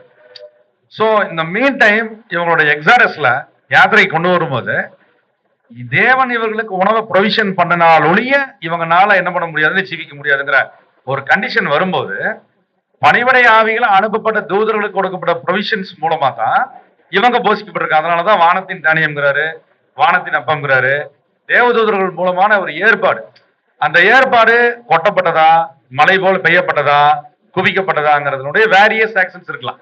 பட் எனிவே இந்த மார்டல் ஏஜென்ட்ஸ், அதாவது இந்த சார்ந்து இருக்கக்கூடிய உயிரிகள் வந்துட்டு நிச்சயமா இந்த ஆகாரத்தினால ஆதரிக்கப்பட்டிருக்குங்கிறது வேதாகம சத்தியம். அதை நம்ம எல்லாரும் விசுவாசிக்கிறோம். பட் நாம் என்ன பண்ணலாம் அப்படின்னா, இதை பற்றியான ஒரு காரியம் ராஜ்யத்துல முழு ரகசியம் வெளிப்படுத்தப்படும். அந்த மன்னாவனுடைய காம்பினேஷன் என்ன, அதனுடைய H2O அளவு என்ன, அதனுடைய நியூட்ரியன்ஸ் புரோட்டீனா இல்ல வேற ஏதாவது சப்ஸ்டன்ஸா இல்ல அது என்னங்கிறதெல்லாம் அவரு ரிவீல் பண்ணா உண்டு. தேங்க்யூ. அப்ப நம்ம இந்த ஒரு கேள்விக்கான கன்க்ளூஷன் கூட நம்ம பாக்கறலாம். அப்ப மன்னா தேவதூதர்கள் சாப்பிடுற உணவா அப்படிங்கிறப்ப அருள் பிரதர் கூட அவருடைய தியானத்துல இருந்து சொன்னாங்க. ஏன்னா வனாந்தர பயணத்துல அநேக பகுதிகளில் பார்த்தா கீழ்காற்றை வீச செய்து தேவன் அதை செய்தார், இதை செஞ்சாருங்கிறப்ப அதே போல இதுவும் கீழ்காற்றை வீச செய்து ஒருவேளை வழங்கப்பட்டிருக்கலாம் அப்படிங்கிற ஒரு ஆராய்ச்சியினுடைய தியானம் கொடுத்தாங்க. மற்றும் 2 சகோதரர்களும் என்ன பண்ணாங்க அப்படிங்கிறப்ப, கண்டிப்பா தேவன் வசனம் என்ன சொல்லுதுன்னா தேவதூதர்கள் சாப்பிட்டாங்கன்னு சொல்லுதுப்பா. அப்ப அவங்க சாப்பிட்டு இருப்பாங்க. சரி, அவங்களுக்கு எப்படி சாப்பிட்ட, ஏன் அவங்களுக்கு உணவு தேவைப்பட்டிருக்கும் அப்படிங்கிற ஒரு காரியம் என்னன்னா, ஒரு கேட்டகரி ஆஃப் பீப்புள்ங்கிற மாதிரி ஒரு வியூ கொடுக்குறாங்க. காரணம் என்னன்னா, எல்லா தூதர்களுக்கும் கேட்டகரிஸ் இருக்கு. அதை பற்றியான முழு சத்திய வெளிச்சங்களும் தேவன் இன்னும் ரிவீல் பண்ணல. காற்று, அக்னி, கேருபீன், சேராபீன், இதுல என்ன வகையான தூதர்கள் அப்படிங்கறத நம்ம பார்க்கணும். ஏன்னா வானத்தின் தானியம்ங்கிறாரு, வானத்துல வெளிச்சம் இருக்குதுங்கிறாரு. அப்ப அது என்ன கேலக்சி மண்டலம் என்னன்னு பாத்தீங்கன்னா, யோபினுடைய புஸ்தகத்துல இன்றைக்கும் நம்ம வேத மாணவர்கள் மூத்த ஆராய்ச்சி பண்ணிட்டு இருக்கிறாங்க. என்னென்ன மண்டலத்துல என்னென்ன இருக்கிறதுக்கு அதிகபட்ச சாத்தியக்கூறு இருக்குது. இப்போ பிதாவாகி தேவனுடைய வாசஸ்தலம் எங்க இருக்கு, அப்போ நட்சத்திர கூட்டத்தினுடைய இதெல்லாம் பார்க்கும்போது அதனுடைய வியூஸ் எல்லாம் பாக்குறாங்க. ஆனா வெளிப்படுத்தப்பட்ட சத்தியங்களுக்கு மேல புதிய கண்டுபிடிப்பு அவங்க செஞ்சிட முடியாது, கூடாது. ரொம்ப எச்சரிக்கை உணர்வோட நடந்துட்டு இருக்கிற ஆராய்ச்சி. அதனால நம்ம அந்த அளவுல பார்க்கணும். அப்ப நம்ம பார்க்கும் பொழுது அங்க தேவதூதர்கள் உணவு அருந்திருக்காங்க அப்படிங்கிற பட்சத்துல பிரதர் சொன்னா அது கேட்டகரி இருக்கலாம். சில தூதர்கள் சாப்பிட்டிருக்கலாம், சில தூதர்கள் சாப்பிடாம இருந்திருக்கலாம். ஆனா வேற உணவா டிஃப்ரெண்ட் உணவா இருந்திருக்கலான்ட்டு. ஆனா இந்த பேச்சினுடைய காரியத்துல ஒரு காரியம் நம்ம புரிஞ்சுக்கிட்டோம் என்னன்னா, தேவன் ஒருவரே தன்னில் தானே ஜீவன் கொண்டவரா இருக்கிறார். அழியா தன்மை கொண்டவர். தனக்கு பலன், தனக்கு ஜீவன், தனக்கு ஊற்றும் காரணர் அவருக்குள்ள அவரே இருக்கார். அவருக்கு வெளியில இருந்து எந்த ஒரு சோர்ஸும் பலன் கொடுக்கறதா இல்ல. இந்த கேட்டகரியில தான் இப்ப தன்னில் தானே ஜீவன் கொண்டவரா யார் போய் நிக்கிறாருன்னா கர்த்தர் போய் நிக்கிறார். இதே நிலைமையிலதான் யாரும் போய் நிக்க போறாங்க? மகிமைக்குள்ள கடந்து போற மெய்த்திருச்சபை ஜனங்களும் போறாங்க. இப்படிப்பட்டவங்களை தவிர மற்றவங்க எல்லாருக்குமே தேவன் அனுமதிச்சிருக்கிறது என்னன்னா, பிரதர்ஸ் வசனம் கோட் பண்ணாங்க என்னன்னா, சகலத்தையும் தேவன் என்ன பண்றாருன்னா போஷிக்க கூடியவரா இருக்கிறார். அப்ப தூதர்களுக்கும் சில உணவுகள் ஏற்பாடு செய்யப்பட்டிருக்கு. ஆனா அது எந்த விதத்துல அப்படிங்கிறது முழு காரியம் தெரியல. ஆனா அது எப்ப ரிவீல் ஆகிறதுக்கு வாய்ப்பு இருக்கு அப்படின்னு நம்ம பார்க்கும் பொழுது 1000 ஆண்டு அரசாட்சியில கண்டிப்பா நமக்கு ரிவீல் ஆக வாய்ப்பு இருக்கு. ஒருவேளை 1000 ஆண்டு அரசாட்சியின் கண்ணு தெரிய பாகத்துக்கு முன்னாடியே நமக்கு தெரியணும்னா, விரைவா ஓட்டத்தை முடிச்சோம்னா கண்டிப்பா தேவனிடத்துல நம்ம கேட்டு தெரிஞ்சுக்கலாம். அப்ப இந்த ஒரு வினாவிடையினுடைய காரியத்துல நம்ம சற்று விரைவாக நம்ம முடிக்கலாம். அப்ப நம்ம இந்த 7 வினாக்கள் பார்த்தோம். அதுல முதலாவது ஒரு வினாவை நாம் பார்க்கும் பொழுது,